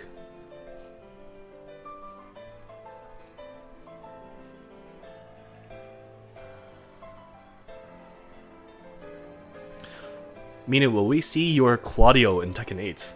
You know, I heard that they had it, that they had Claudio, but I haven't seen the trailer. And I don't know who else is in that game. Okay, I'll tell you this. If there is a guest character in Tekken 8 that is not a Tekken character, I'll probably play that over Claudio. If they have like Akuma, or let's say they had Oni now. Instead of Akuma, they had Oni. I'll play Oni in Tekken.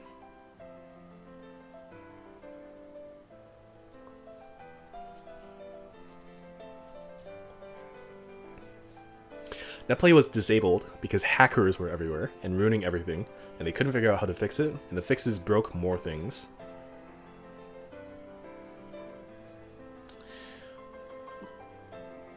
I assume when you say hackers, that it's like,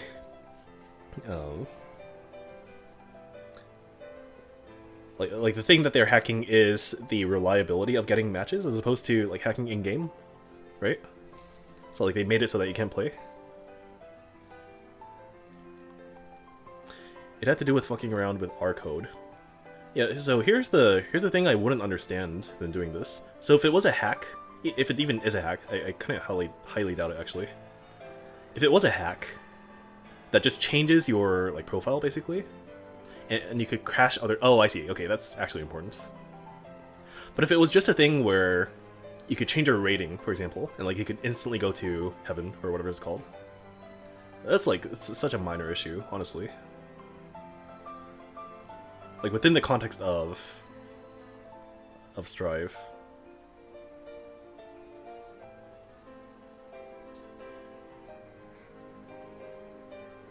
Because like at least in Strive, it's not a true matchmaking system where it matches you against people automatically, right? You still have to go to the tower and then you have to you like find people to play and then you hit challenge.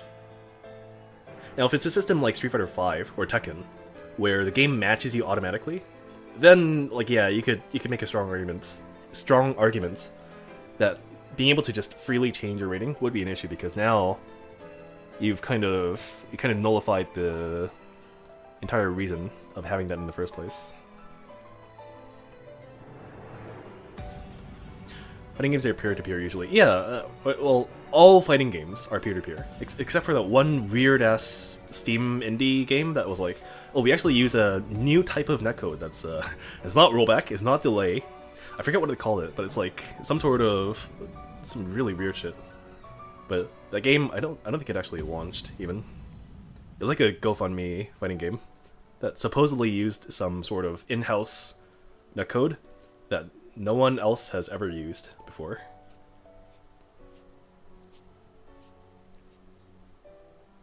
Was it Metal Revolution or something like that?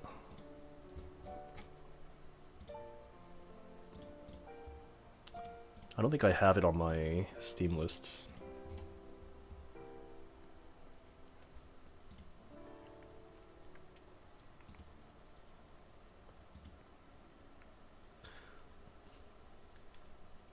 When are they adding Elfelt to Tekken 8? You know, they added Baiken to Soul Calibur, so you know, it is both. They are both Bandai Namco, right?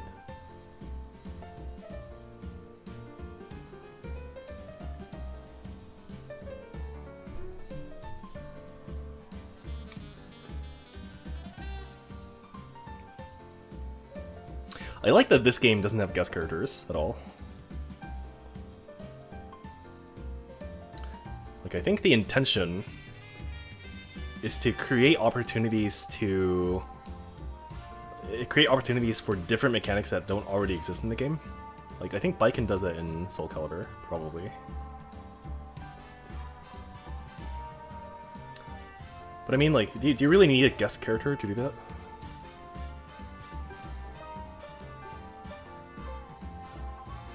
Did they like run out of ideas for new characters, or? I guess Tekken has a lot of it too, like guest characters from other games.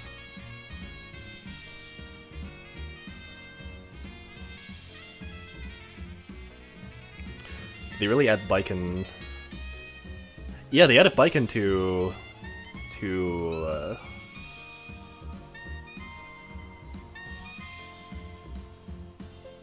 Oh no, it was Baiken to Samsho, not Soul Calibur. I think. Yeah, Baiken was definitely in Samsho. And in that game, I think they also added the For Honor character, the guy in the the metal suit or armor.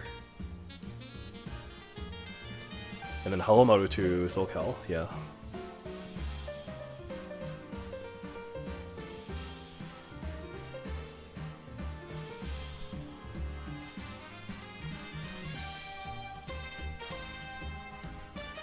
Oh, Solstice actually beating Zwei 3-0.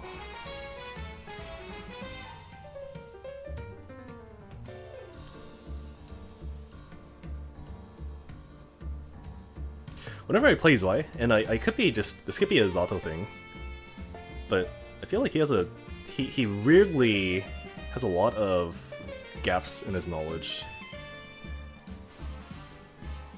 And usually, the way people progress is they absorb a lot of just random tidbits of info, and then they progress their fundamental skill. He's kind of like when I play him, I kind of feel the opposite way, where he's kind of like built up his foundation, but then he's missing a lot of like the character specifics. So maybe the same thing happens here with Rem. There's so many net play Rams. Like, look at this shit. There's 2 Rams here. And they're both like net play fiends. They're on net play very often. Both of these.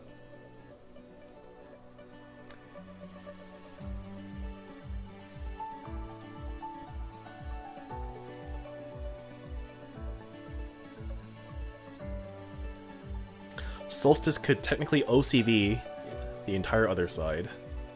KTP has a small shot. Yozagi can also OCV the other side. Yeah. Which is how these will always be if you have like these skill brackets teams.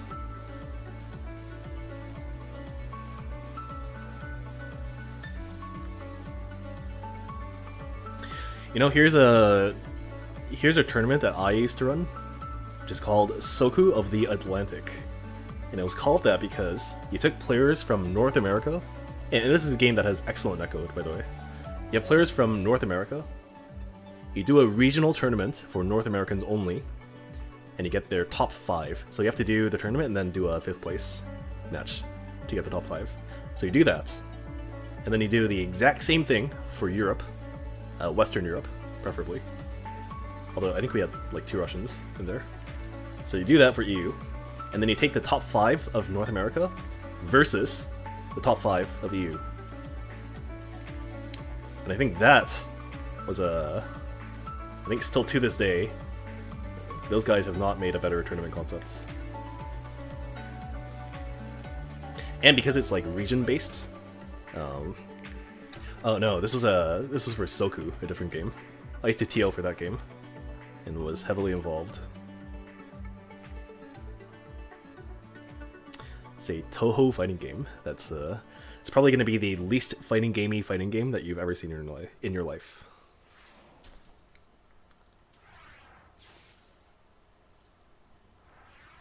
Like, how cool would that be for this game?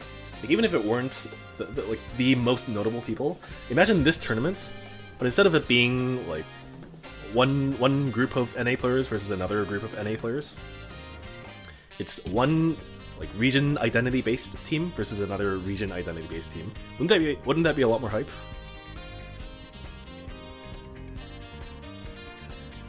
Is that where they pull all the Mugen assets from, like for Salty Bet and shit? Yeah. So a lot of the characters and sprites that you see in Salty Bet are from Soku, and also another game called EFZ. They're both, both of those games are by the same developer, who now, the developer seems to not make fighting games anymore, but they are notably in a lot of Salty Bet matches.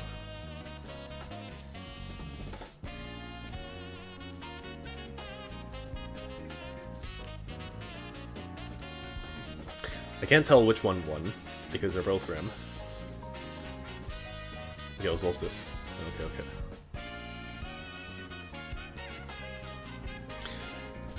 I think Solstice is gonna...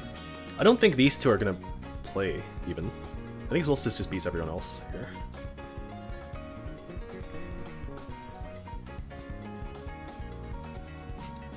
Puddles is puddle colored, and Solstice is winter solstice colored.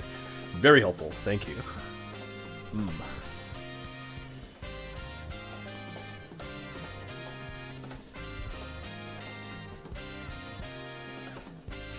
You know, will you pick up Melee?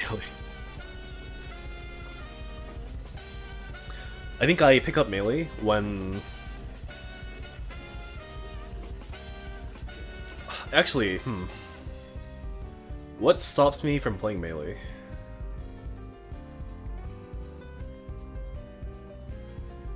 I actually think controller is a big part of it, where I really don't want to play on a pad.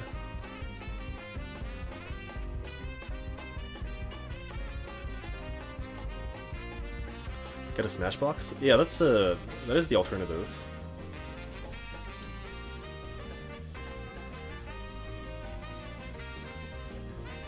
And also, you can emulate Melee pretty easily now, right? It's on a...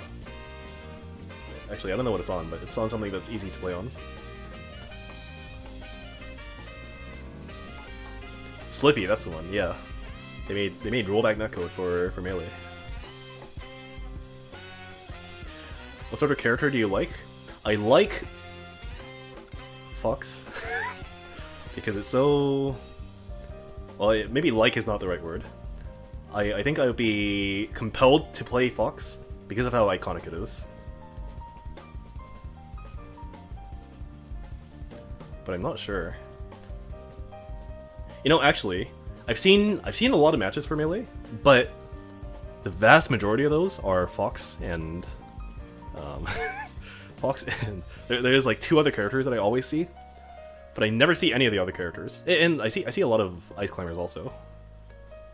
In fact, actually, Ice Climbers is pretty cool. I might play Ice Climbers. Falco, yeah, Sheik is the other one I see a lot.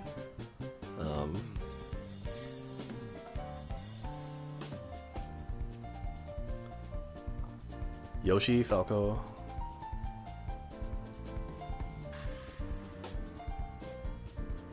I think at the moment, my two main considerations are Fox and Ice Climbers.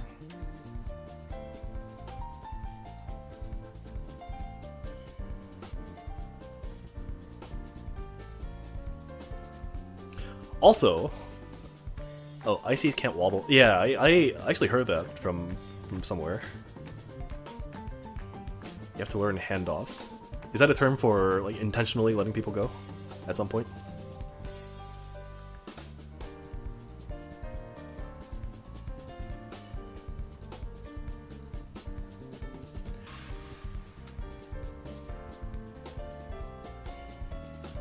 Handoffs are like grab combos that combo into more grabs, but it's not an infinite anymore, right? Basically.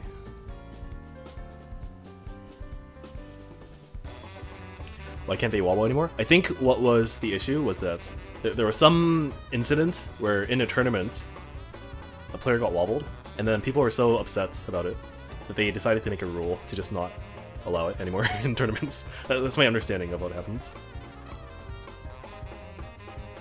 So it's like a super technical wobble that's an infinite, not an infinite.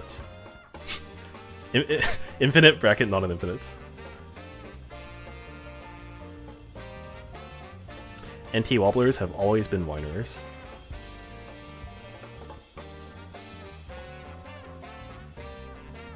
It takes no brain power and can destroy a life.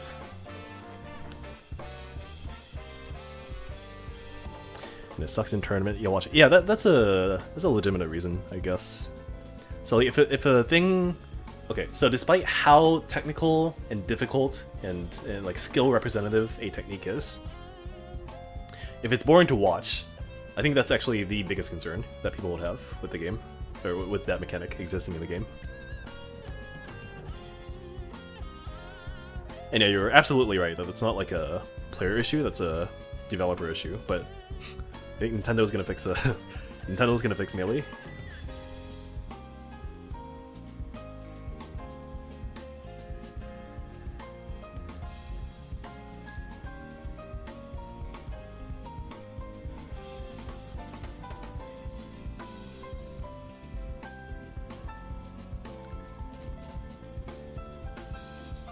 Like, in my opinion, Melee does not need to be 8-minute for stock. I see. I can't give any meaningful input on that. I would need to play the game.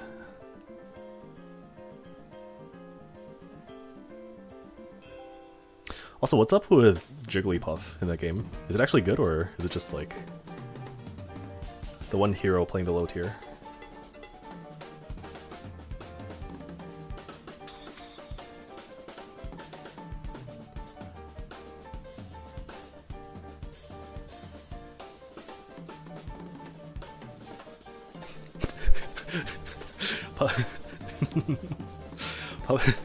Now this seems like a hot take to me. Puff is godlike, but Hungrybox gatekeeps the knowledge. He doesn't share. I see. And maybe that's actually true.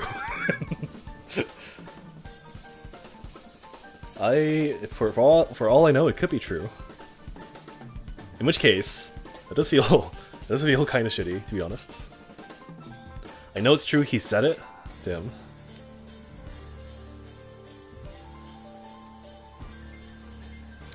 Damn, the Ram player won. What a surprise.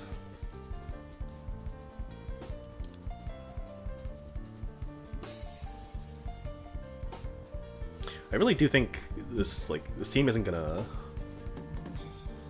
like, we're not gonna see either of these players.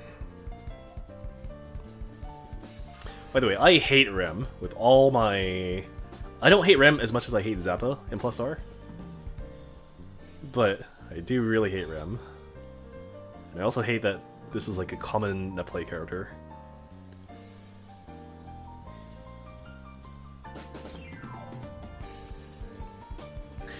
Hitchbox gatekeeps, but it's been mostly figured out by now. The barrier is no one wants to main Puff at that level.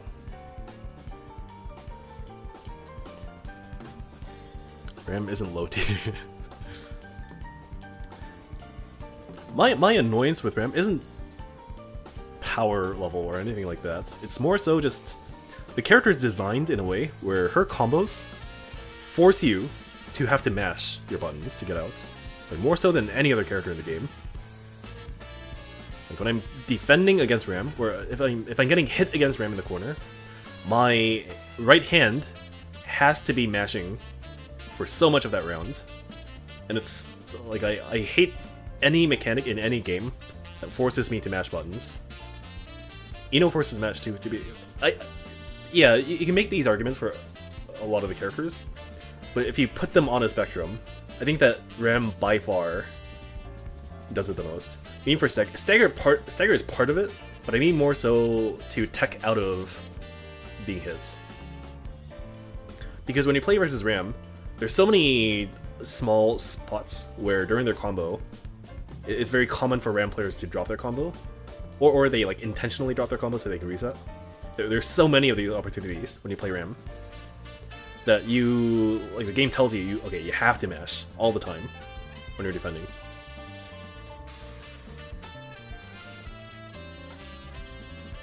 It feels pretty unique to Ram to me, that like it's presented to that degree.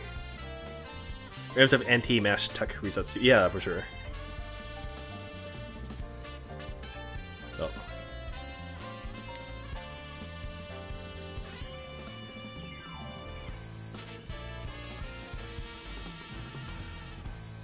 Intentionally drop evil Ryu combo to bait out DP. Yeah, that's a strategy.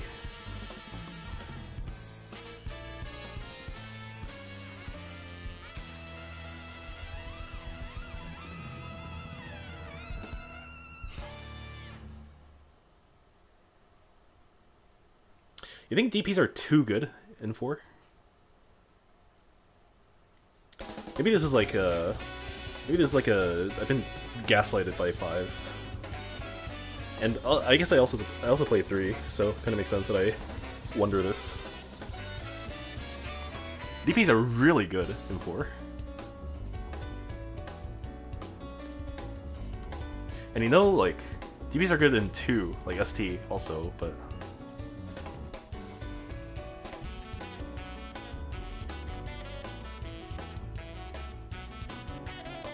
I think DPs would be too strong if the game centered around it, and I don't know if the game centered around it. I would guess that it probably doesn't. It's not that good. Like, unless you're at the level where it is that good, which is like, to be fair, most of the player base, probably.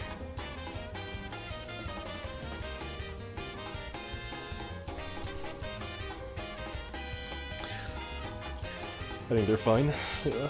And again, I don't really play the game enough to make value judgments like this anyways. I literally quit Street Fighter V and switched to Rev 2 when they made meterless DP non-invuln in Season 2. Yeah, I heard that was a big thing at the time.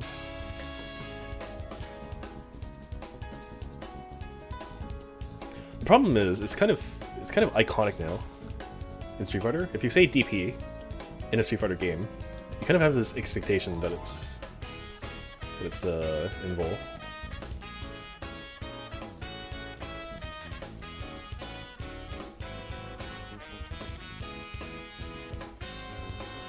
So like the way people look at it is less, is this move fair or not? And it's more, it's a DP, and by definition DPs are invincible. I think it's more of that kind of thing. Oh, empty low gets thrown. To balance that out, there are plenty of us in 4. Yeah, that's for sure too. USF4 died at the correct era in time because Elena was about to destroy the scene in another year. All of the Ultra characters were fucked up. I see.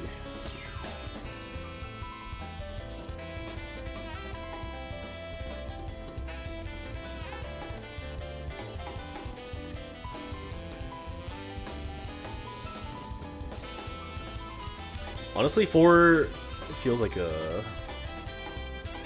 I feel like I would enjoy playing 4. But you know what? I will never end up playing 4 to a serious degree because it is not a popular game anymore. Which is too sad. But then Yoon won Capcom Cup. But people already knew that Yoon was fucked up, right? For a long time.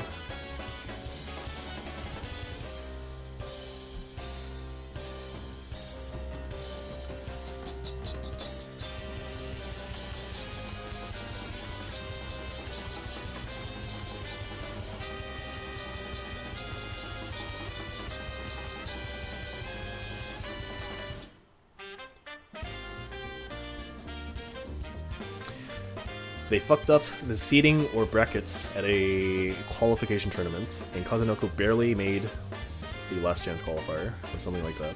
I see. Mike and I play 4 sometimes. See, I think at this point, other than some very specific exceptions, the only fighting games I'll play now are either games that I've already played a lot of, so this is like Rev 2 or Soku, or games that have an active matchmaking system. And there's not a lot of games that fit that category. So it could be like Street Fighter 6. It could be Tekken 7 now, and Tekken 8 later.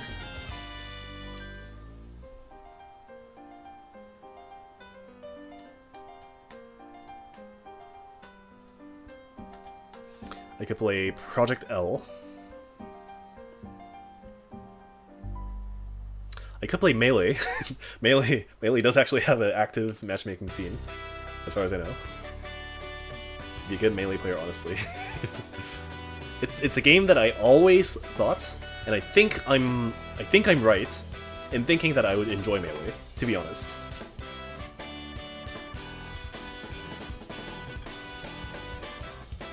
Oh, cool combo. Blitz? Okay. He can actually make that burst safe, by the way, this combo, after the 6H. He doesn't even need to RC. You do 6H, and then you delay RC. And if they burst, you hit their burst because the invul ends after the burst. And if they don't do anything, you actually combo into the DP still. I played Tekken, Tekken, Street Fighter 6, Third Strike, Melee. And 4 if anyone wants to play. I see. What about Pokemon Showdown? I played... Okay. Someone told me that Pokemon Showdown is really cool, and they gave me a Rain team to play with. They just made the team for me. I played the game, and I realized... Hey, this is actually just fighting games. So then I was like, if I'm playing fighting games, why am I playing this weird Pokemon version of it when I could be playing fighting games?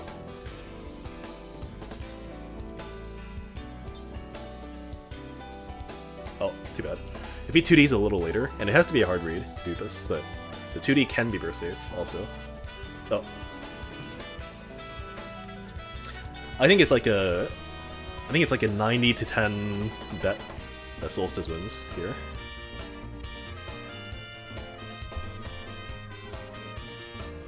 And I'm not saying that because of the rounds.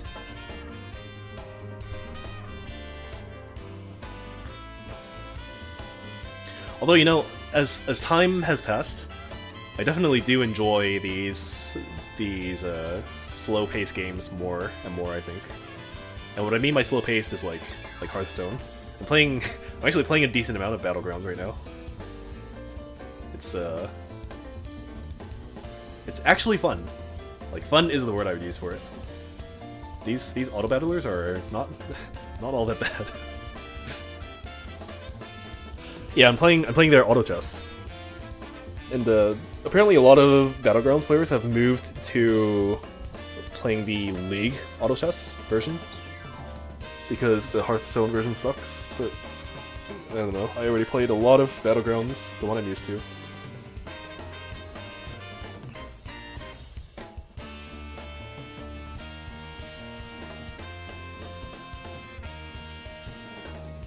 HS before auto chess sucked.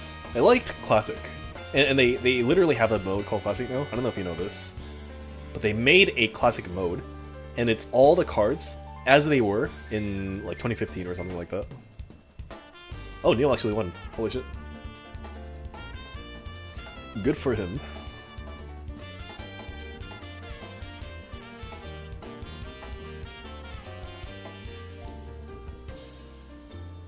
I don't know if I'm thinking of the right person. Is Neil... There's actually a bunch of netplay souls that are all kind of blending together for me, and I don't...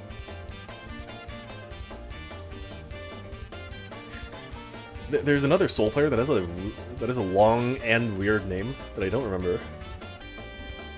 But I don't think it's Neil. Well, it's not you. I know what yours is. It's the fucking Grand Viper Night Vortex, whatever shit. Birthday train.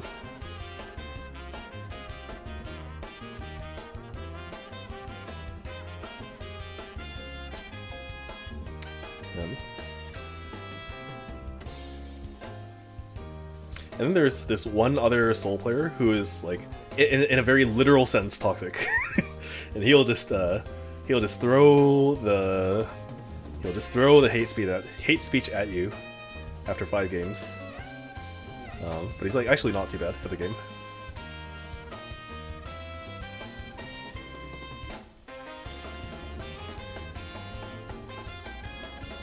Wait, who are they playing? Who is the Axel? Oh, yeah, right. The game's not over yet. The tournament's not over yet.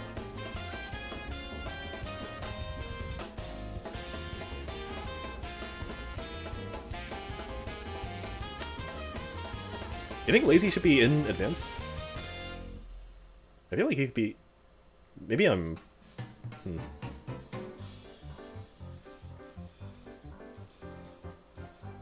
Maybe my perception of him is weird because I My experience of playing against him is with Pot and Zato. And I won both. So I don't really know for other people. Lazy is advanced level? I see.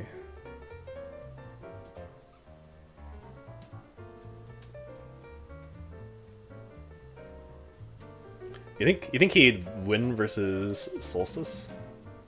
Consistently?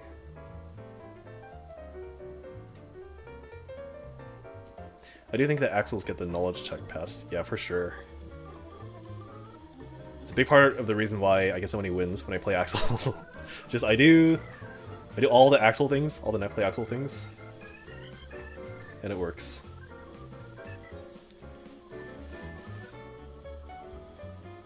Consistently, no? I see.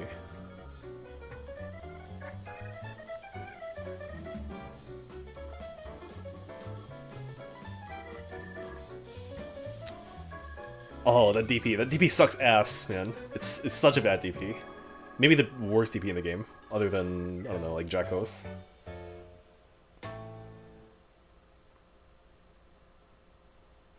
Burst safe. Yeah, there's another extreme scenario. He has to do something extreme. By extreme, I mean like in terms of reward. Because if you don't, you do something half-assed, you're gonna get value, but you're not gonna win the round. And it's really important to win the round at that point. To the point where it's probably better that you make some sort of high-risk move to try and end the round right there.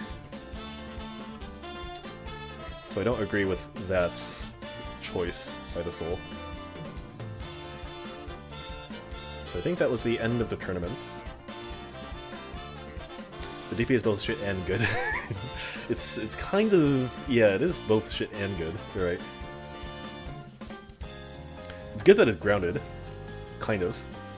And it recovers, like, kind of fast. But then the actual invul on it, and the active frames are... it is very questionable. Why is Day here? He is? Is this Day? Or is that Give? I think it's Give.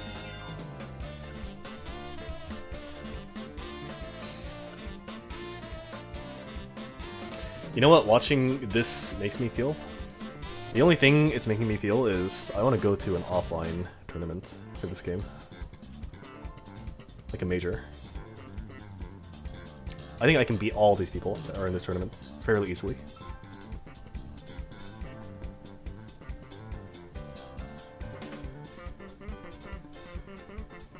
Actually, I don't think that. I know that. I beat all these people easily. You should have went through the recent one. Wasn't that CO Taku? Yeah, that's the one where I think Crocs and Socks won, right? I can beat Crocs and Socks too.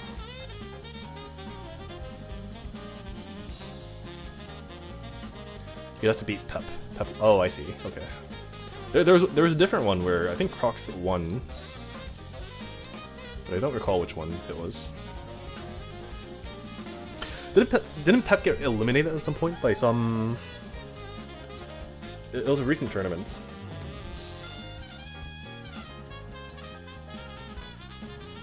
It was like apparently in losers bracket. He got killed by a Mei player. Might have been Evo. I see.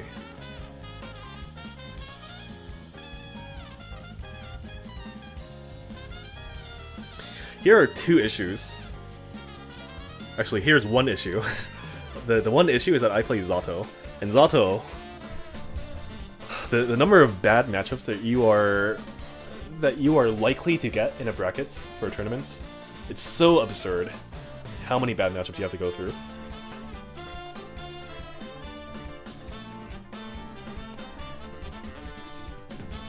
But like one of the biggest reasons I even picked up Axel to begin with, which I play pretty frequently now, is I wanted to learn how to deal with Jacko. And that was like the only reason why.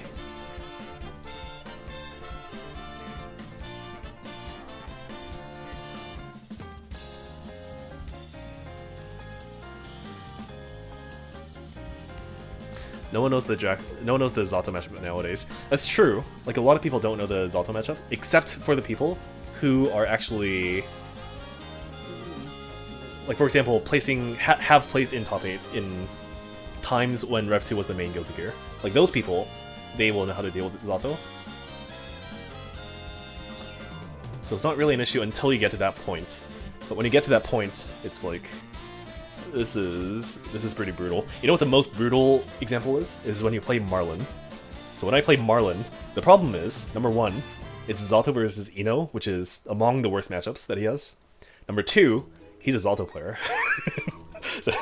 so he knows everything. That is like the worst matchup possible, I think, that I can get in North America, player-wise.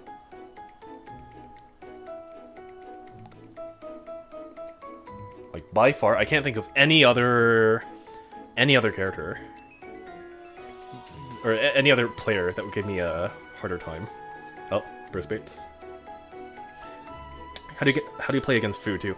I don't think I do too badly against Fu. Like, he's really good. I mean, it's not like it's one-sided in either direction. But see, like, it's not like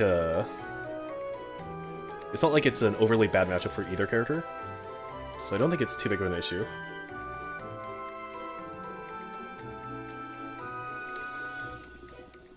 Like, at some point, no matter how well-versed you are in the matchup, you're still gonna have to deal with the things that the character does.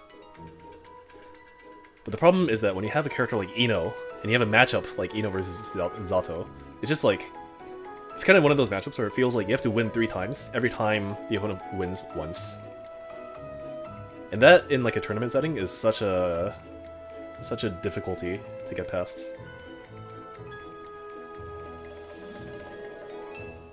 And the best example of this is in the, I don't know why they put a fucking Among Us here. The best example of that is the Baiken matchup, where the way Baiken works is you, like, imagine that every time you get knocked down in this game, you get a numerical value for having done that knockdown. And then the person with more value at the end of the round is the one who wins. Like, imagine that's how it works. And normally, when a character gets knocked down, you get a value of like 10. And maybe Zato gets a little bit more than other characters, like 15. But what Baiken does is whenever you get a knockdown on Baiken, your value, the numerical value, goes down to like 1. You sound like Trump HS right now. I haven't seen any news from any of the old Hearthstone players in a long time. Like, Trump Amaz dog.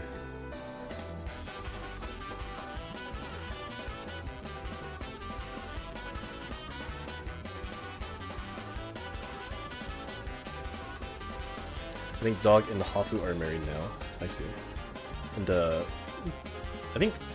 I think what was his name? He was a Dragon Priest player.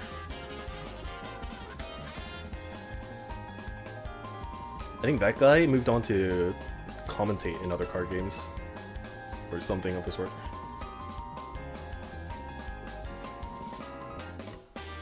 Crip is still Crip. Life Coach had some kind of red pill mental breakdown.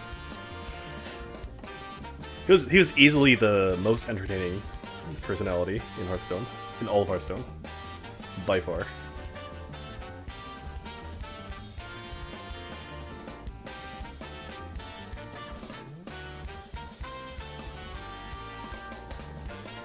Actually, I did check what he's doing a few months ago.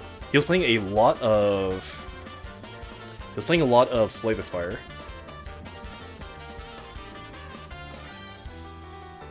And I think before that, he was playing Gwent.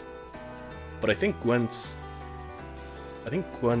has kind of disappeared into nothingness now, in terms of competitive viability. Yeah, Slay the Spire, fun game.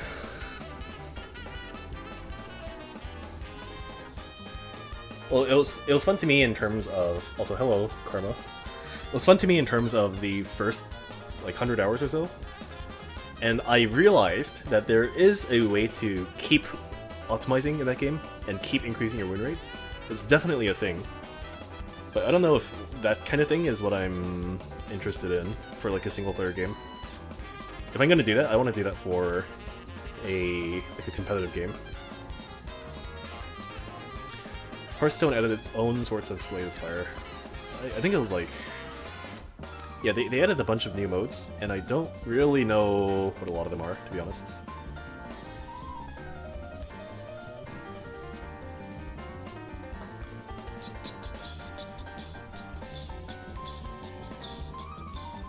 I think these guys are done now.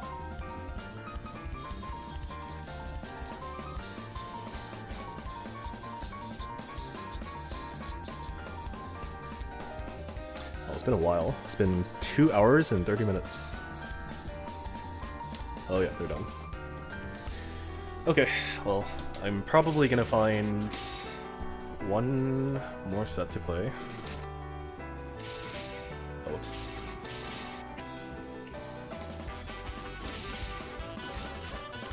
My takeaway from that tournament and watching it, I think that skill categories are done. That's it. It's the only thing I've learned, which I already knew. Let's see. Fight me, I'm procrastinating. If you actually want to play, here's the invite link. You got banned for it. You got banned from that tournament? How did you get banned, Karma?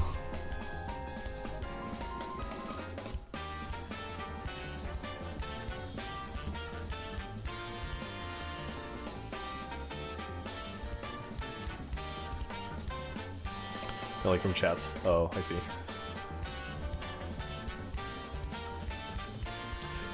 Why did he get banned from chat? What did he say?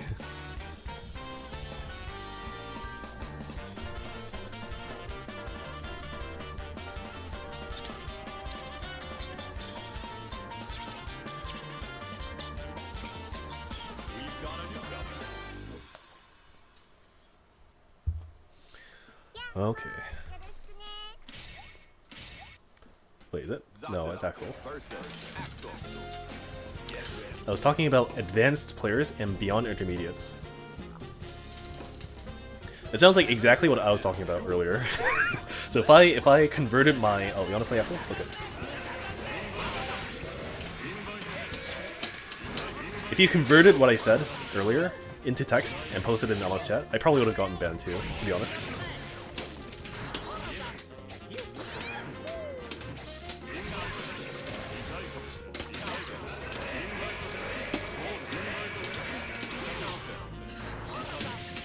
Whoa, what am I doing?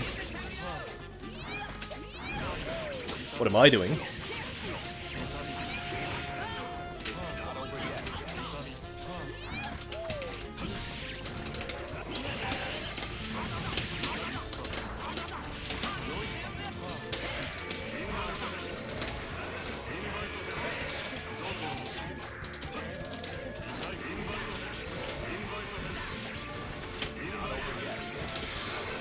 Drill is a low projectile.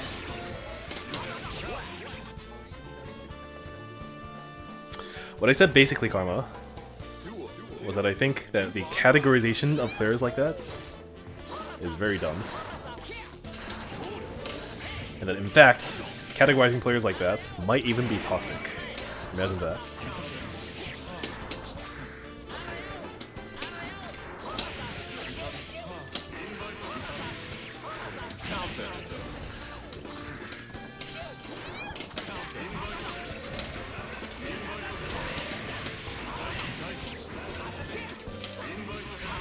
Oh.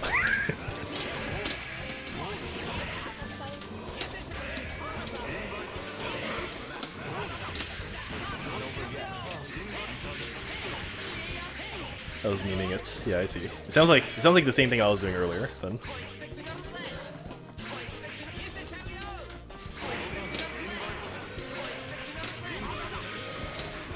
You gotta be real careful with those upper and ends when you play Axel.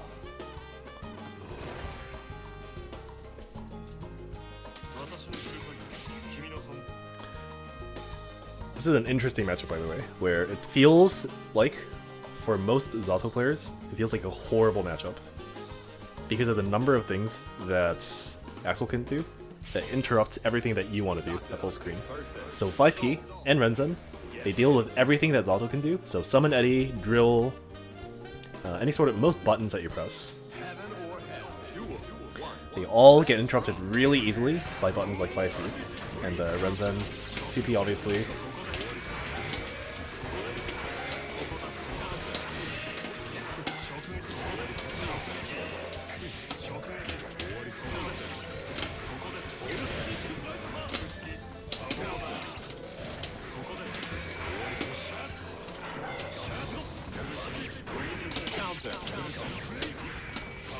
Oh.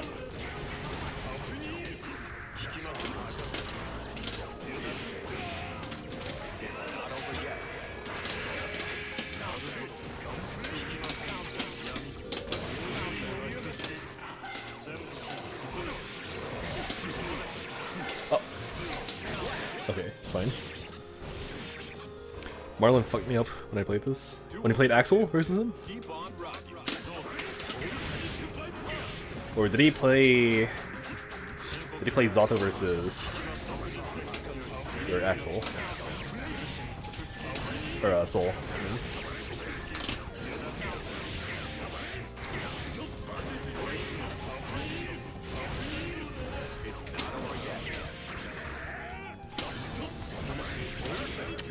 Okay.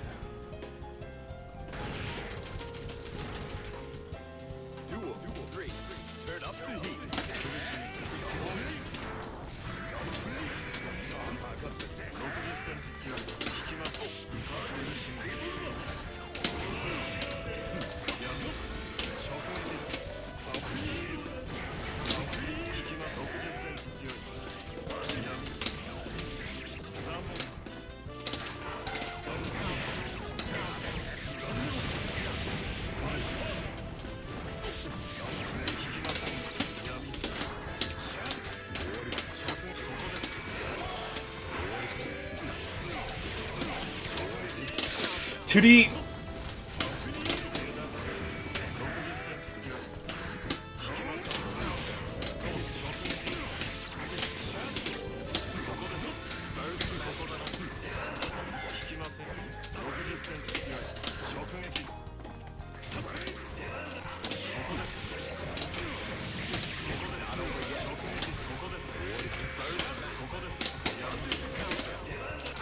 Don't do that.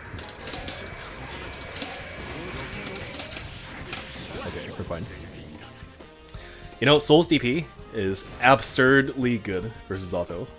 It's probably the best use case of Soul's DP for any character interaction in the game.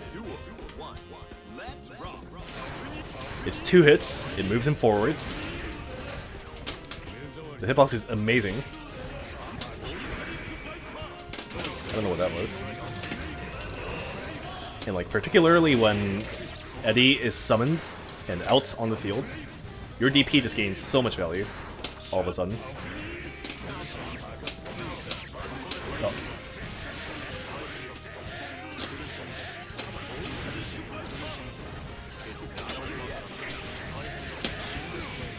That bursts.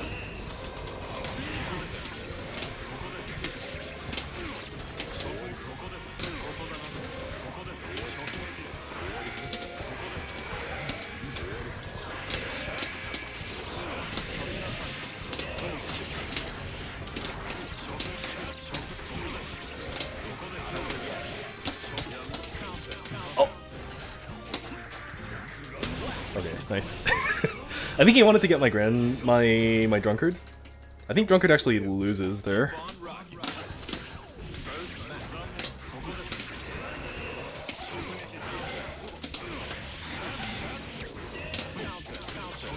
Ah, yes, of course. Soul JP is the destroyer of worlds.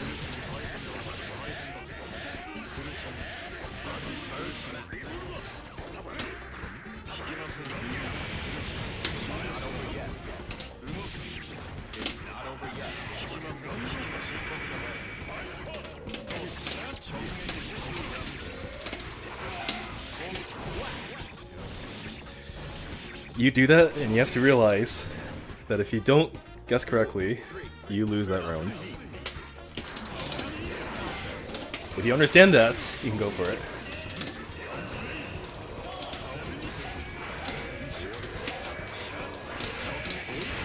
Nice. Oh, he almost got it.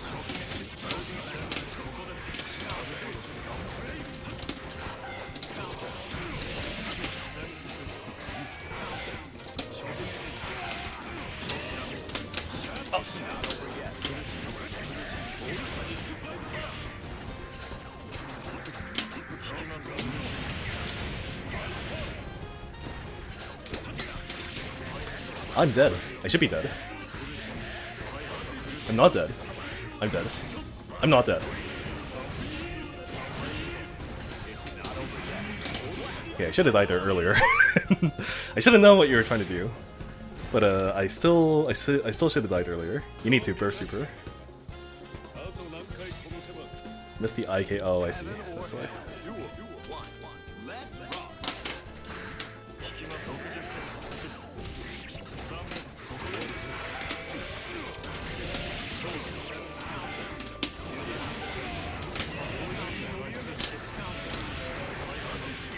I should have known.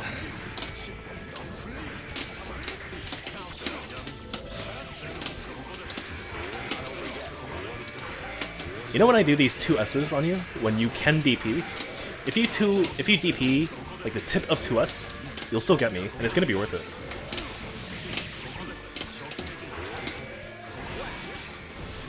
Because I get hit, number one, obviously. Number two, I lose Eddie if Eddie summons. And so like all that momentum that Zato is designed to have difficulty getting, you have made him lose when you do that, and just get that one small hit.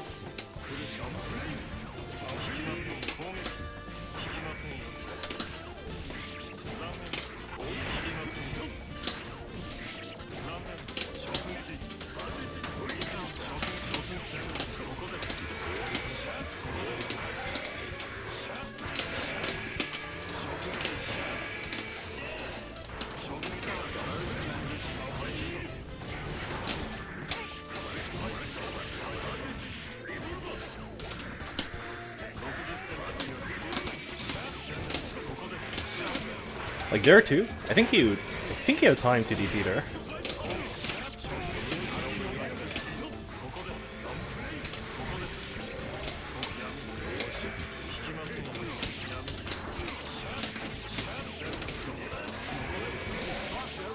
You lose no matter what in that scenario. You don't have enough gauge. Heaven or hell. Duel 1. Let's rock. DP? I would have liked to see DP there.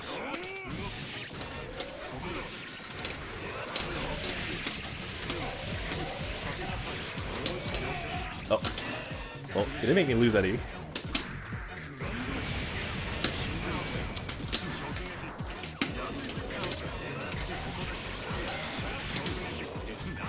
Oh.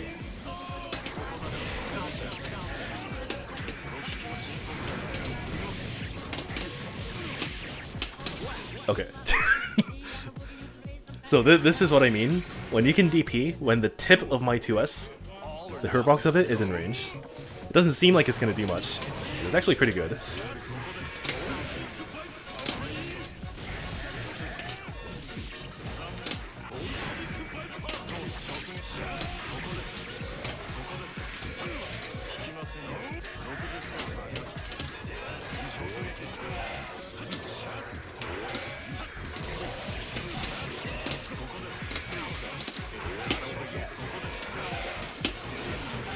You die.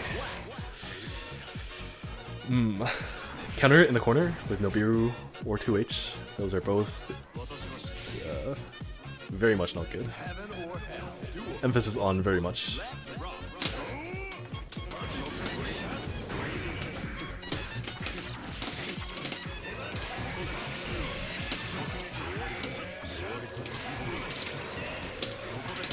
Also, you notice how my Eddie gauge was getting lower there? Like to the point where I either had to unsummon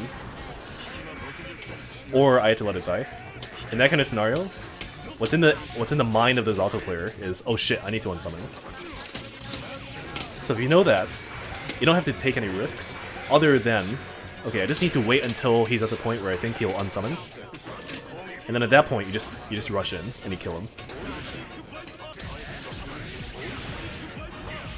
It's kind of like the rough guideline of what you have to do versus Zato in general.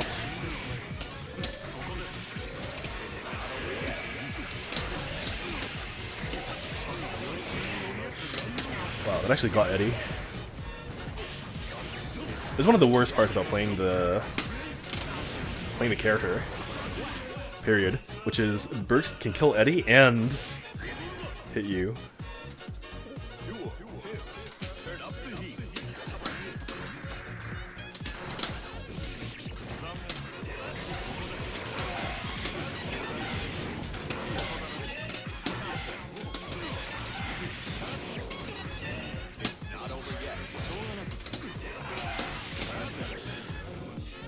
The blitz was pretty late there.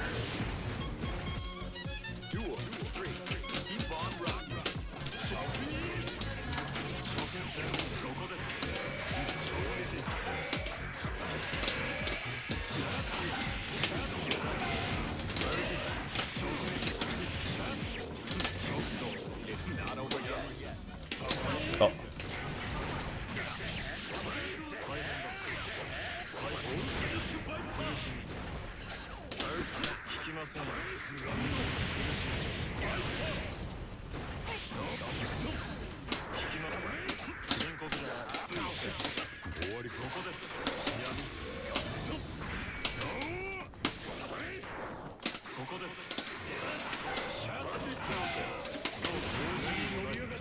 Yeah, you would have died there.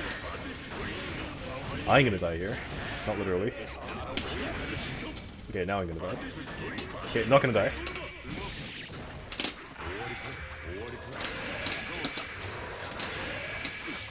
Okay, it's fine. You need to be really careful from the Zato's perspective to be actually DP safe during this pressure. Heaven or hell. Duel. One. Let's rock.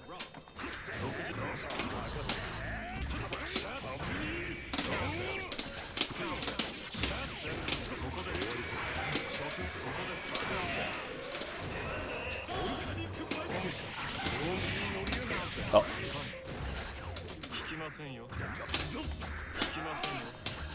I don't think he meant to cancel the gunplay. Maybe he did.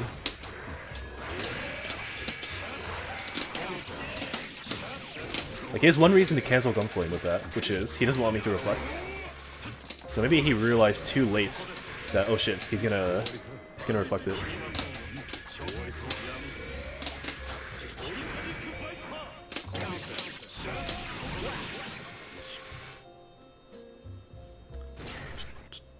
Duel. Two. Turn up the heat. Oh, okay.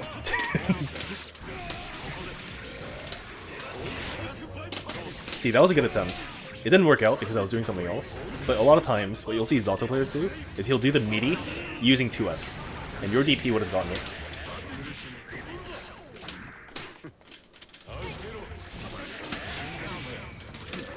I think he was looking for my burst there. Oh, what?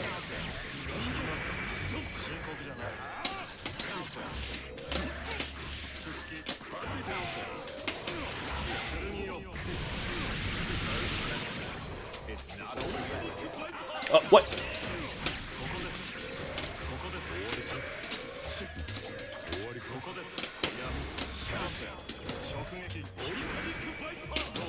Okay, it's fine. I imagine this matchup is annoying for Zato. I don't think so. There's a lot... Okay, well, you have to put everything into context. Zato has so many annoying matchups that when you look at Soul, it's really not that bad.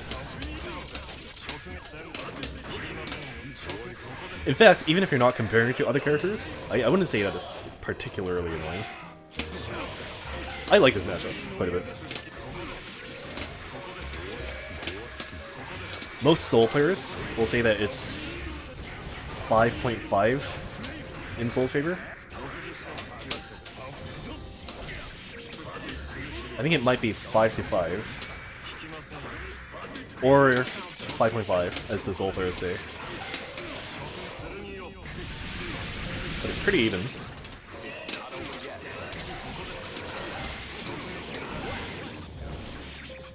And it has a lot of neutral interactions between the two characters that are very fun to play around. Like, for example, Soul's Gunflame in this game has almost the exact same move speed as Eddie's walk speed, which has some pretty interesting implications around what you want to do when Soul ends up using Gunflame when Eddie is out. So you can decide to move Eddie backwards. Like, you can just make him walk backwards, and it'll still be safe against the Gunflame. And that allows you to do some pretty fun neutral things with him. Because, like, if it were the case that Gunflame is actually just faster than Eddie, then that means I can't really play with this character. I can't play with Eddie nearly as much. And that creates, like, a very bad scenario for me in terms of both performance and how fun the character is. Oh. I wanted to IB.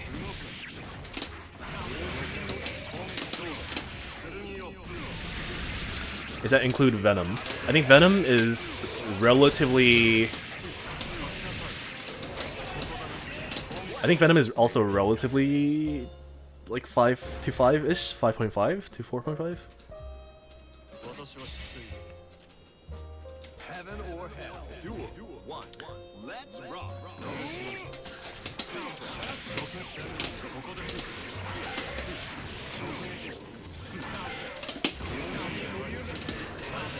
그리고 한국 인물인지 모르겠는데 일단 반갑습니다.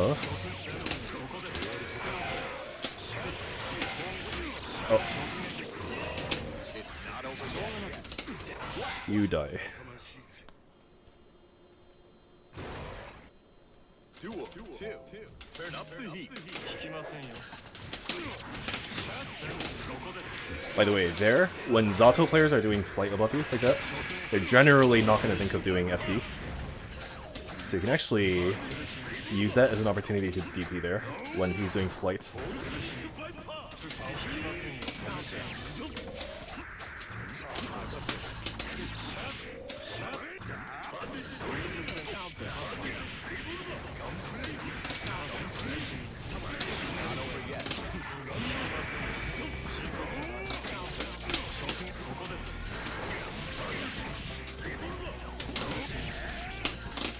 Oh! You know, if I don't RC there, I actually win. Duel 3. Turn up the heat. 들이 운령에 말려서 죽는 그림이 자주 나오길래 곧 인연이 안 통하나 싶었습니다.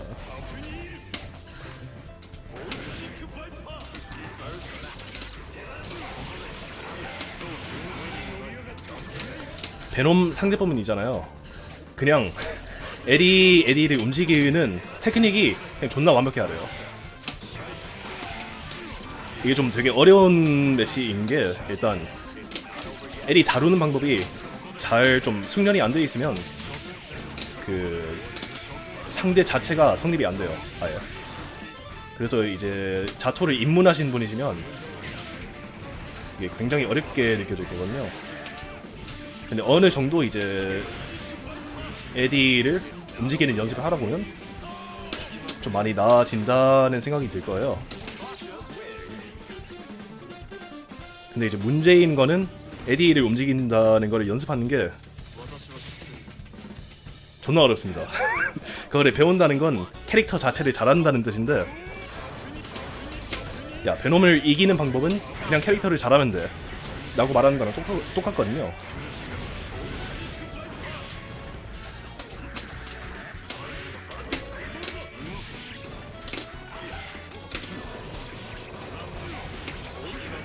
베놈 유저인데 지인이 자토라 그렇습니다.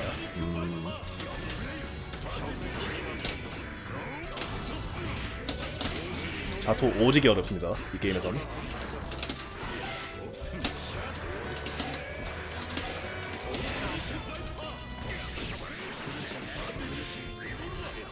Wait, does this show Korean on the stream? Or is it like all box characters?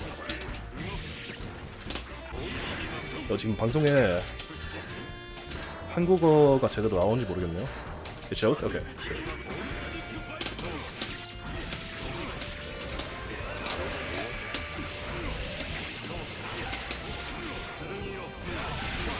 Nice, just barely.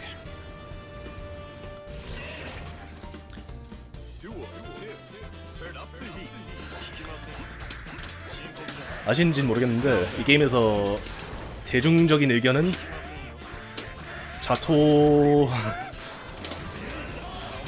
자토는 매우 똥케입니다. 일단 레브2 기준이고요.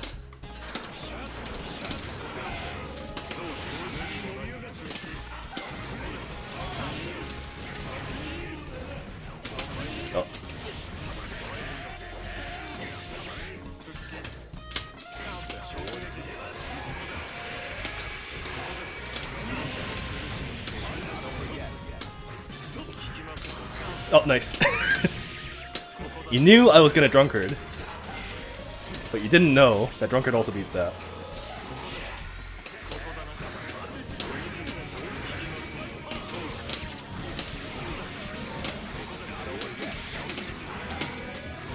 Hello, Mad Hatter. I'm here for the, I think, second week now, holding up the last bastion of Zato players existing.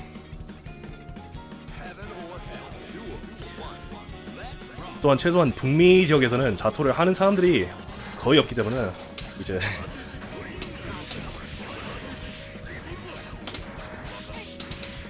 모르면 죽어야지 식의 운영이 좀 잘 먹히는 편이긴 하지만 그래도 캐릭터 자체가 어려워서 이제 이거를 입문하려는 사람들은 거의 없습니다.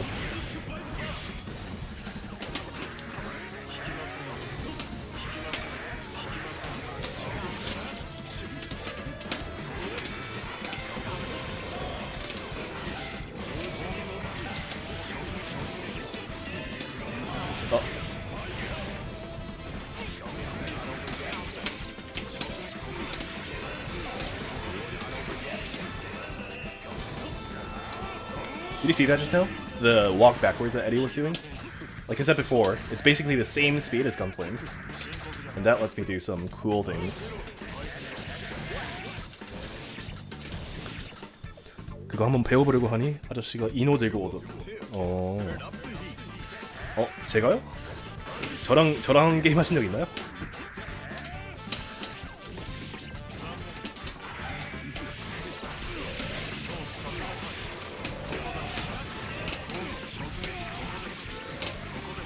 아, 출전해 주신 아저씨가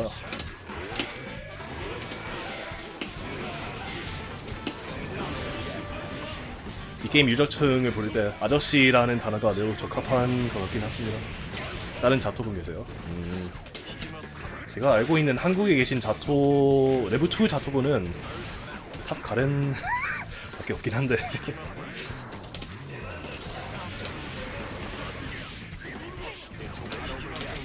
Oh, you can't do that.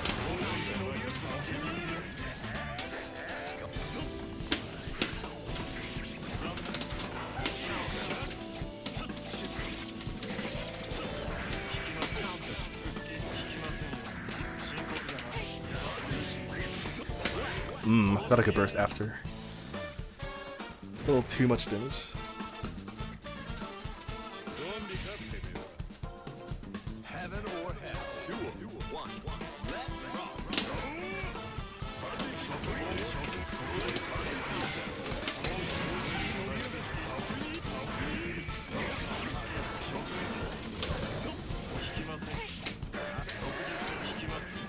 제가 마지막으로 한국에 있었을 때가 이제 2021년 때쯤이거든요. 그러니까 스트라이브 나오기 직전이죠. 그때는 이 게임 하는 사람들이 그냥 아예 없었어요. 거의 하는 사람들은 뭐 단톡방에 한 20명 정도 있었는데 이제 다들 게임을 자주 하는 편도 아니었고 그때 입문했어요.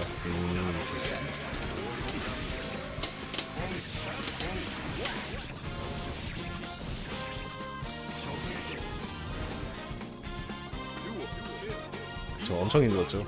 그래도 이제 한국에서는 이제 약간 북미나 서유권 특유의 문제인데 게임을 찾더라도 이제 핑 문제나 뭐 인터넷 문제 이런 게 좀 많기 때문에 이제 찾을 수 있는 사람들의 그 범위가 좀 좁은 편이에요. 여기로 이제 저는 지금 북미 동부 쪽인데 이제 워싱턴이나 뭐 LA나 이런 데랑 같이 플레이하면 핑이 뭐 지금이야 괜찮긴 한데 예전에는 이제 롤백이 없었잖아요. 렉코드가. 그때는 진짜 거의 못할 수준이었죠. 같은 북미인대로.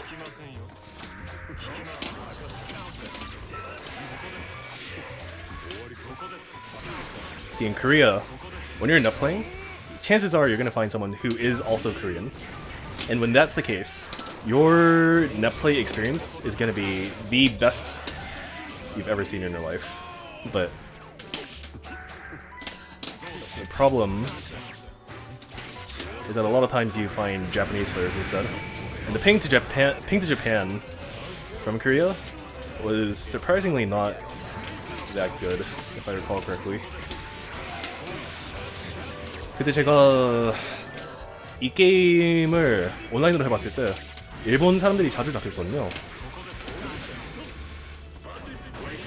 근데 이제 그때 당시에 일본이랑 같이 플레이하면 그 딜레이가 4, 5 정도 나왔을 거예요.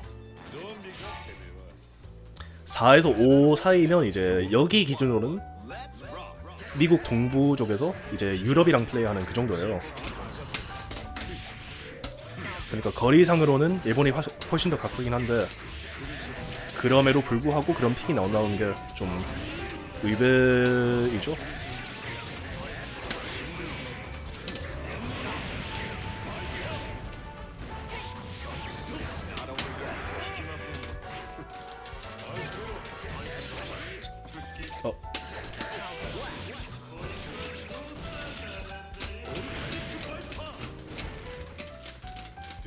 You think that given the distance between Korea and Japan, so I went there thinking, okay, if I net play to Japan, it's gonna be great because distance-wise, they're so close to each other. But it turned out that when I played this game to Japan while in Korea, the delay counter, they had no rollback at the time, the delay counter was at 4 to 5-ish. And that was a lot higher than what I had anticipated.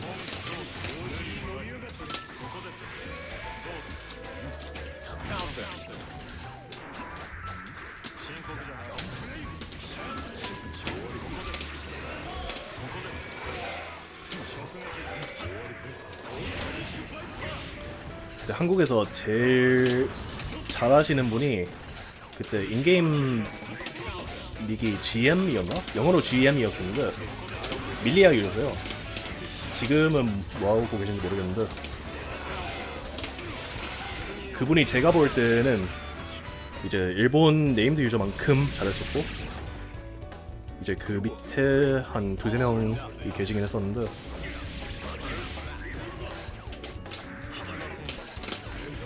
유저 자체가 거의 없다 보니까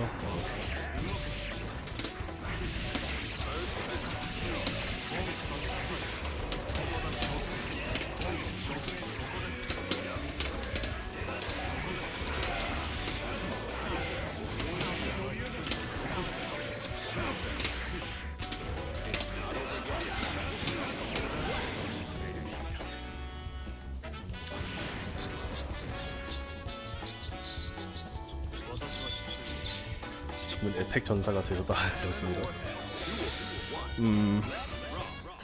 이제 대부분 격겜러들이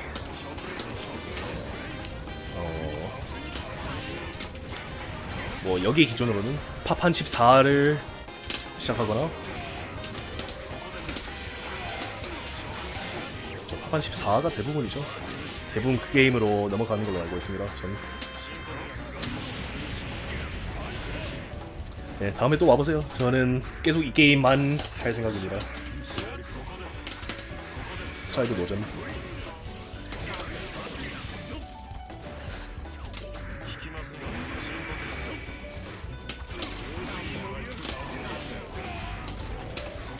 The Toho Jazz track are awesome. I agree.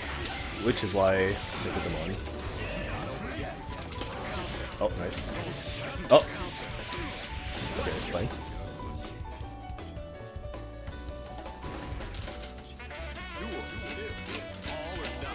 There was one player when I was in Korea, and he went by the in-game name of GM, in lowercase, and he was a Millia player. And I think he was, like, legitimately, if he went to tournaments, he would have a very, very good chance of winning. Like these North American tournaments, offline, majors. And this is a problem for a lot of East Asia and Southeast Asian countries. But the problem is that like a lot of these players who are really good at the game, they don't have access to go to these tournaments to begin with. So no one really knows about them, despite like how viable they would be in tournament settings.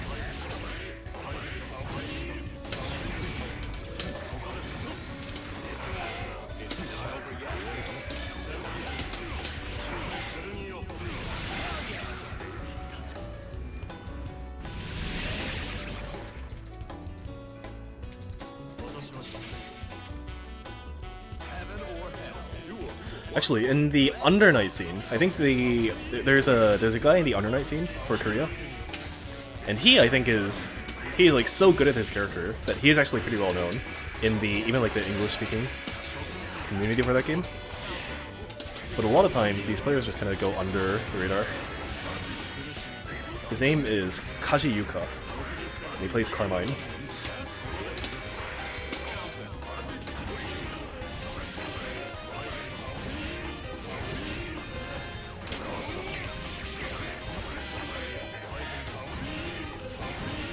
He didn't kill.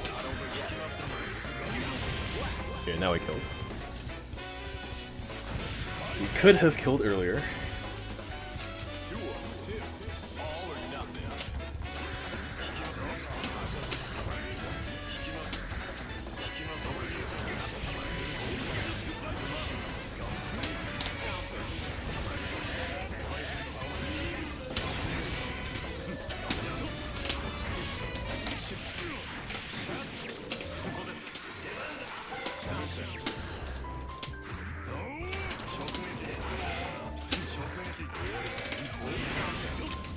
See, that's the other issue. It's really active, that DP.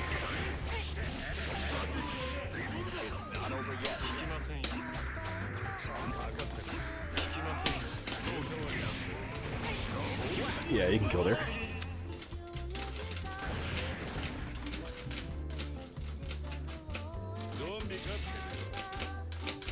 Heaven or hell. Duel. One. Let's rock.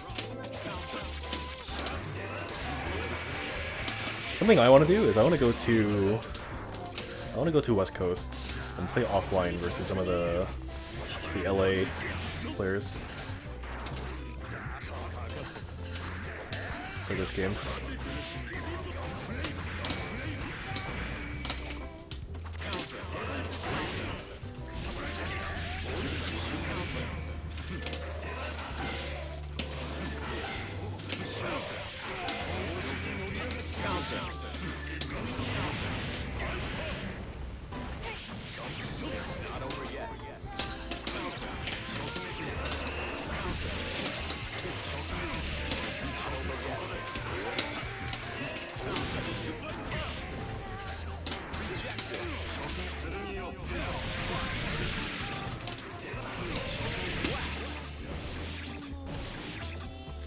It's been a long time since I've done that OS, the NDDP OS.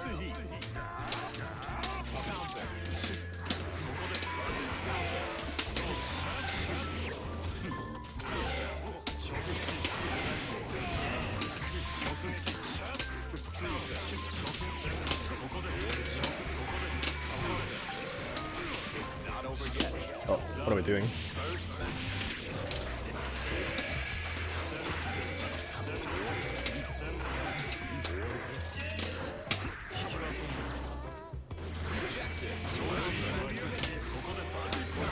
Yeah.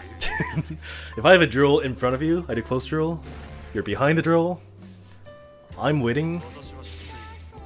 there's only one thing you're gonna do. Duel 1. Let's rock. Or well, there's only one way you're gonna get past the drill, which is over it.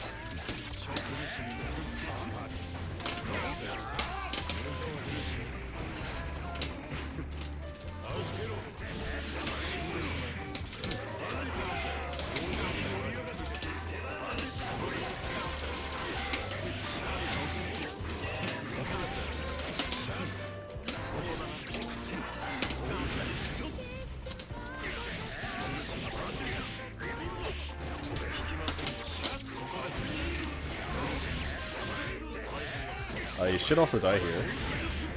See, if you route to super, you should die, or I should die. Duel 2. Turn up the heat.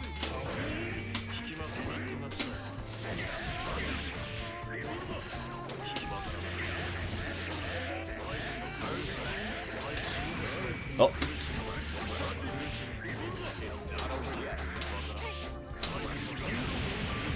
Yeah. That actually causes my demise. Okay, I'm gonna do a first... No, I'm gonna do 3 games from now. Let's rock.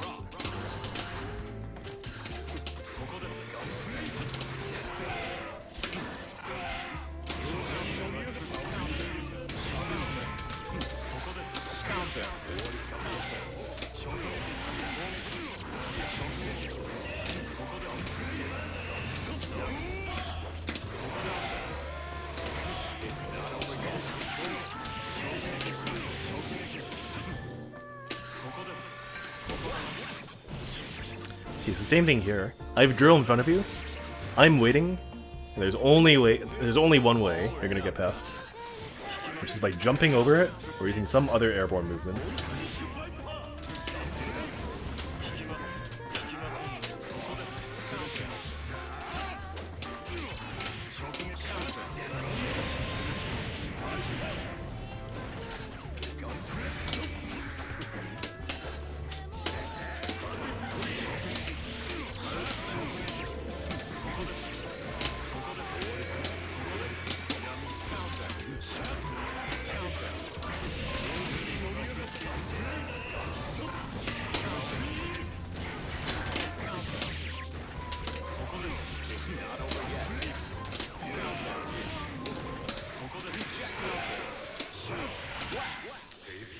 Okay. 2 more.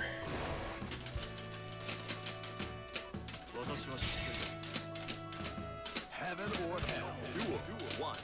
Let's rock.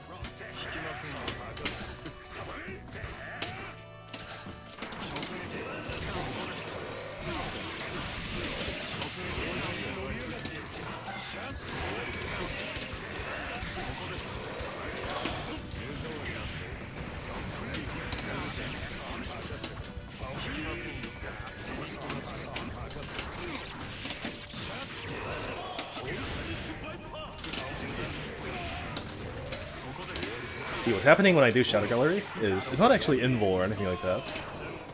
But the problem is my hurt box is so far downwards, and it's like only a very small strip of like a horizontal, almost like a line, and it's only on like the area near his feet, and not a lot of moves hit where that hurt box lies. So for any sort of anti-air that they do, and like most other moves even, they'll actually just outright beat. So a lot of times, you'll see the Shadow Gallery being used as an anti-air.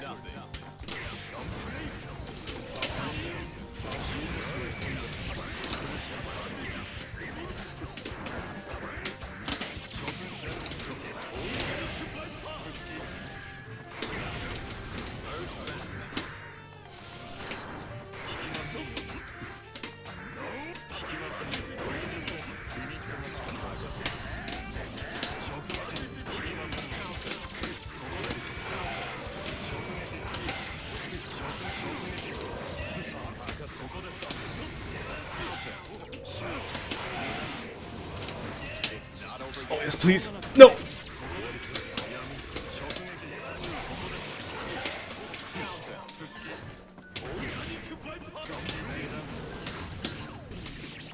I actually ran on the meter just at that timing where the DP hits.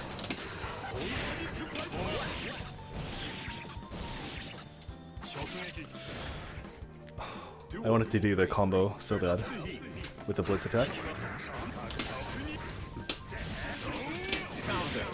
See, like the 2D will hit low enough for the Shadow Gallery to be punished. But most moves do not work like that.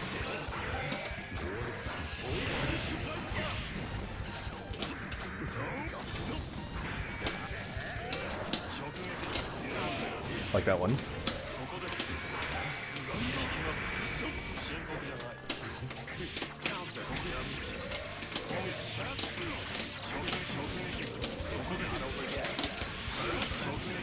Next combo stuns.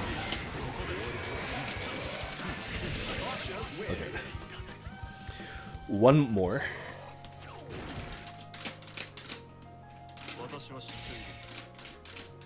Heaven or hell. Duel. One. Let's rock.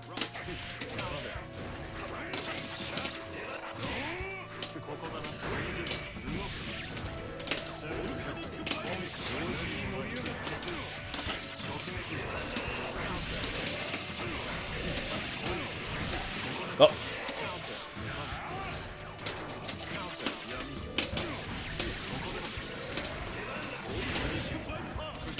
See how long range that is? Like, I was pretty far away from him, but I still got hit by the DP.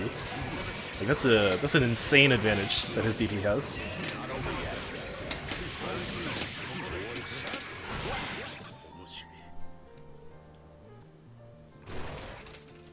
Duel. Two.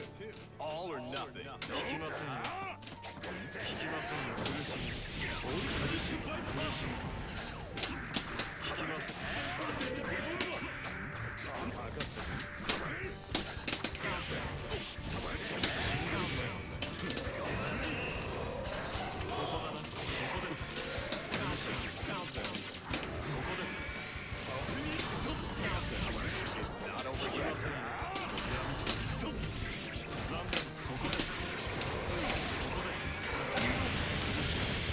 Notice how the Grand Viper went under, no beer there also.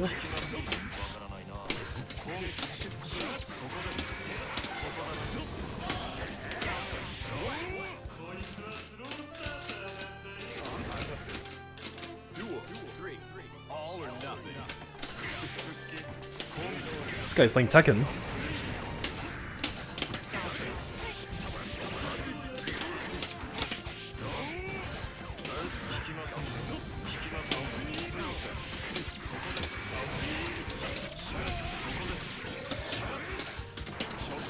Yeah, he was doing Weifu on me. Just running into me.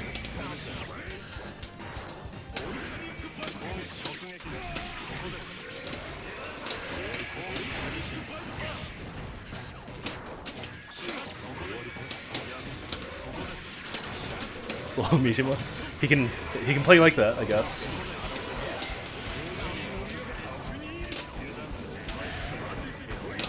Oh. Too early.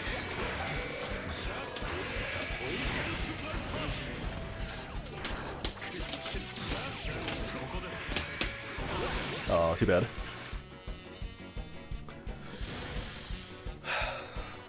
Okay, GG's.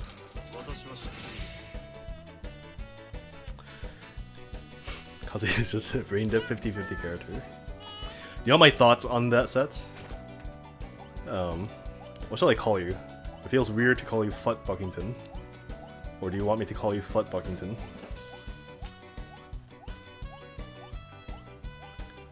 I love brain dead 50-50 characters. Hey, I do too. When I play Tekken, that shit is good. Fut is what most people use. I see. Okay. Well, here are my thoughts. Here's an example of my thoughts.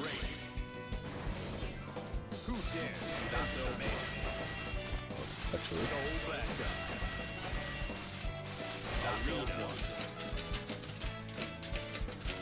Here's the simplest way to describe how I feel.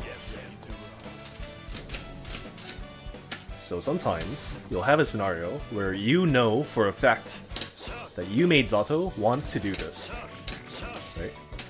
So let's say you're in a scenario where you have done a lot in the past, like you see some sort of Q that Zato does, and you decide to use that Q to IAD. I'm not playing to win, whatever your thoughts are. Okay, but my thoughts are the same, so I'm gonna describe it anyways. What you will do is you will do something like this, where you will take the most extreme method possible to beat what I want to do. Is doing this, and it works. It's an extreme method, but it works. But when you see most Soul players, and what most Soul players think to be more optimal, is they don't go for this. They don't go for this. They'll instead just go for just some sort of approach on the ground. I did it like twice. Yeah, and it's not that you do this very often. It's more so that it's a good example of how you, I think how you think about playing the game. That is exactly what I want in video. Yeah, and it feels like it when I play you, which is respectable. But if you were to think about, for example, like maximizing win rate and that kind of stuff, which it seems like you don't care too much for, but if you were to, it would be better to choose options that still beat what I'm doing, but have less risk attached to them, because they have the same, like kind of the same reward. So you may as well choose the thing that is less risky.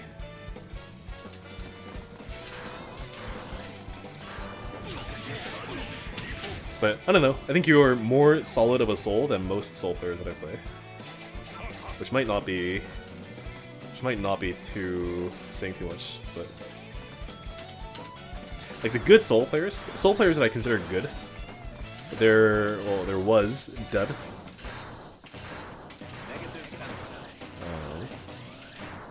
Whom I don't think plays this game anymore. And then there is Neffy in Europe, who's in France. And then that's kind of it. I don't think that other... Neil is still around. I don't think Neil is on that level. So those would be the top two that I can think of in North America / Europe. But Neil's pretty good, yeah. If you were to like rank all the Soul players, he would be very high up there, for sure.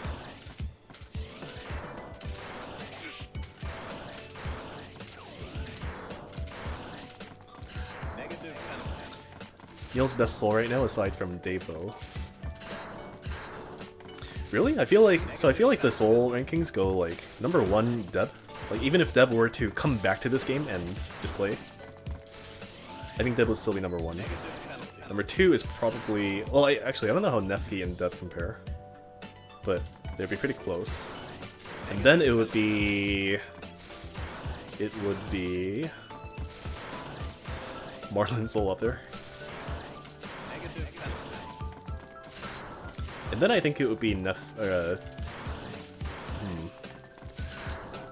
maybe Neil is after those two.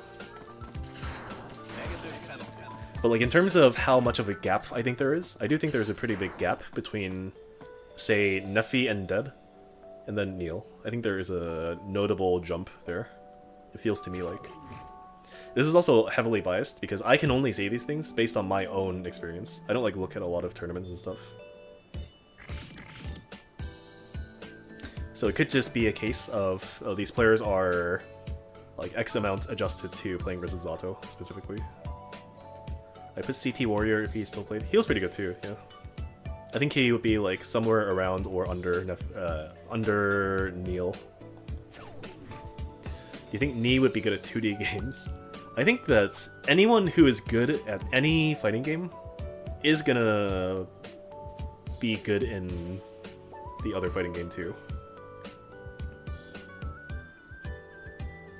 There's too much of a crossover, not in terms of how similar the fighting games are, but more similarity in terms of how you get good at the game. Yeah, exactly. They're just good at games, which is a high simplification of what I said. nice MapleStory music. You know why I have MapleStory music on right now? It's because I am still majority in terms of hours invested a MapleStory player over being a fighting game player. It's a shame. It's the most dogshit MMO you can possibly play in current age. But it is how it is. This is why Leffen is a Strive god. Yeah, I mean, any notable player you can think of, they're gonna do well in any other game.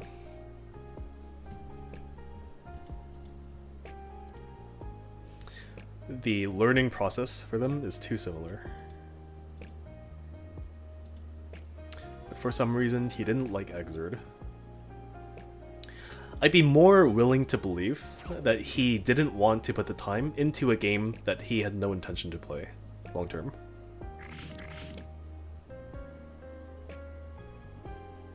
Like, he had a... I saw that clip when it first came out of him saying he was doing the dust combo, and it was like basic 5 or whatever, or in the combo trials, and he was saying some shit like, "Oh, this is the reason why no one plays Exerd," which is I think he knows this. I think he knew at the time that that is a bullshit reason, or maybe I'm wrong. Maybe he didn't know. Like, he must have known. It must have been clear that he just doesn't want to play the game. Like, at the end of the day, he'll use any excuse not to play the game, basically. Probably the same reason Max stopped. Yeah, although I'm not really familiar with his case too much. MapleStory came out to die. But you know, Maple right now in Korea is doing pretty well. It's doing the best it's ever done in a very long time in terms of Netcafe play proportions. In fact, let me pull this up right now. This is pretty interesting to see every now and then. If I show you the... So these are play rates within... Oops, one sec. Oh, not settings.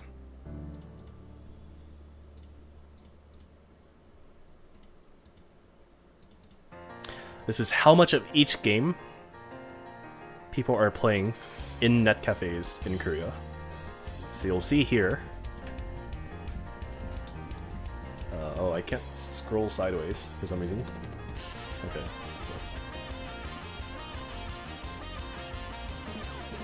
So you'll see here. This is right now, current day, October 5th.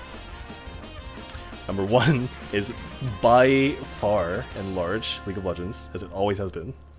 Number 2 is FC Online, so this used to be called FIFA Online, and then they had some copyright issues, I think, or some agreement issues, so they changed it to FC Online from the FIFA Online. And yeah, FIFA Online has always been really popular in Korea. Like, it's always been like in the top 10 for sure, and usually top 5. Next is MapleStory. So MapleStory used to be around like 9th or 8th or so. It has jumped to 3rd, and it even went to 2nd, I think, for a pretty long time a few months ago. Let's see. So MapleStory is currently 3rd. Number 4th is Sudden Attack, and Sudden Attack is a shitty Counter-Strike clone that is very, very popular in Korea still. It's a very old game. So that is 5.85%. Is Dota still big there, or is that just Russia? I don't think Dota was ever big in Korea. So there was like there were even competitive teams for Dota in Korea, but it was so unpopular to the point where, and this is for Dota 2. For Dota 2, there used to be Korean servers for that game, but then Valve shut it down because apparently it was too there was no demand for it. Minu, did you ever play Guns? Never in my life.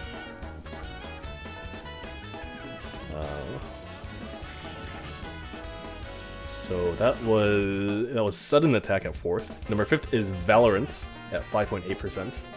And Valorant I actually usually saw this below top 10, so it's kind of surprising to see here. And then it is Lost Ark, which is another MMO. There is Overwatch here at 3.71%. There is PUBG at 3.1%. There's StarCraft. By the way, this is StarCraft 1 exclusive, not StarCraft 2, at 9th place. And then Dungeon and Fighter, which is another MMO.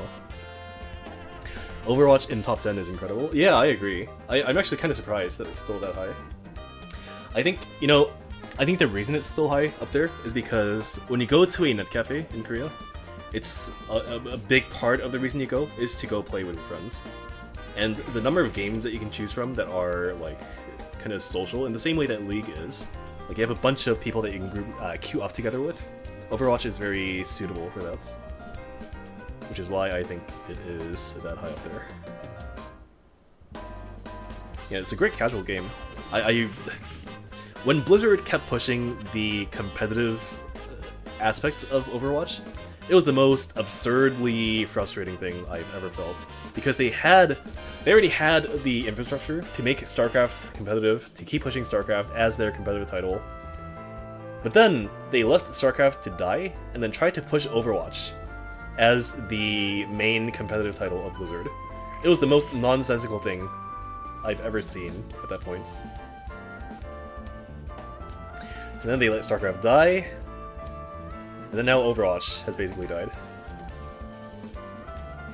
And they killed Heroes of the Storm 2, yeah. That was, I didn't watch that game that much. I didn't play it either. But I think that the way they just suddenly let go of its lifeline was pretty trash. Wouldn't CS2 be big there right now? In Korea? No. So Korea has never been big on Counter-Strike. I'm not actually sure why. But this game here, the Sudden Attack, number 4, this is like the CS replacement in Korea. And it has been for a very, very long time. So if I pull it up here, Sudden Attack. Also, they made a sequel to this game, Sudden Attack 2. But it apparently has not done so well.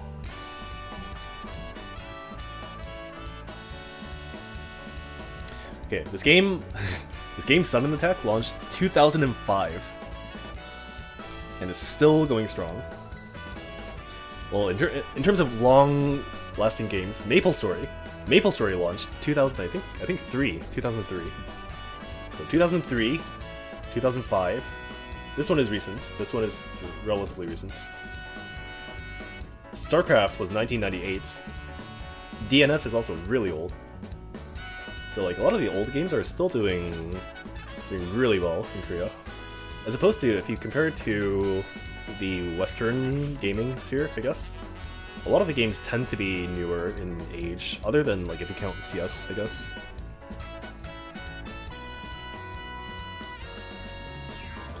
So very interesting to see. Sometimes you see these ranking changed, and it is fun to look at.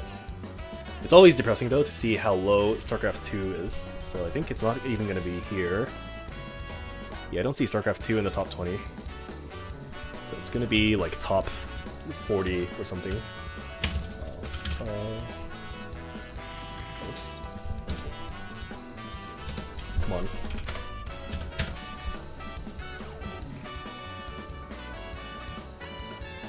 Where is it?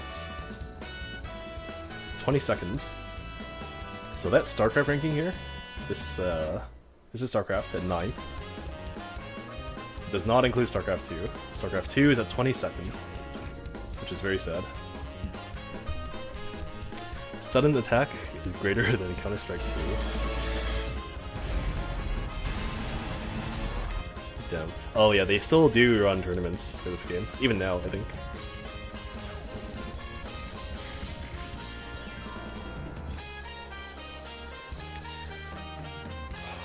Okay. You know the offline thing that Ben is doing, Brendan?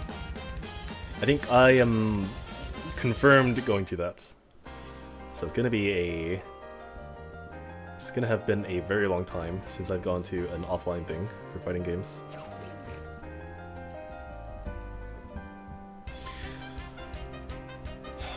I want to play Rev 2 offline.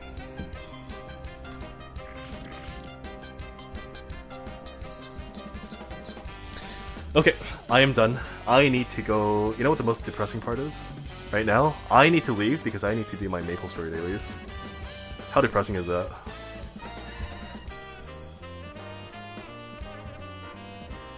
But it must be done.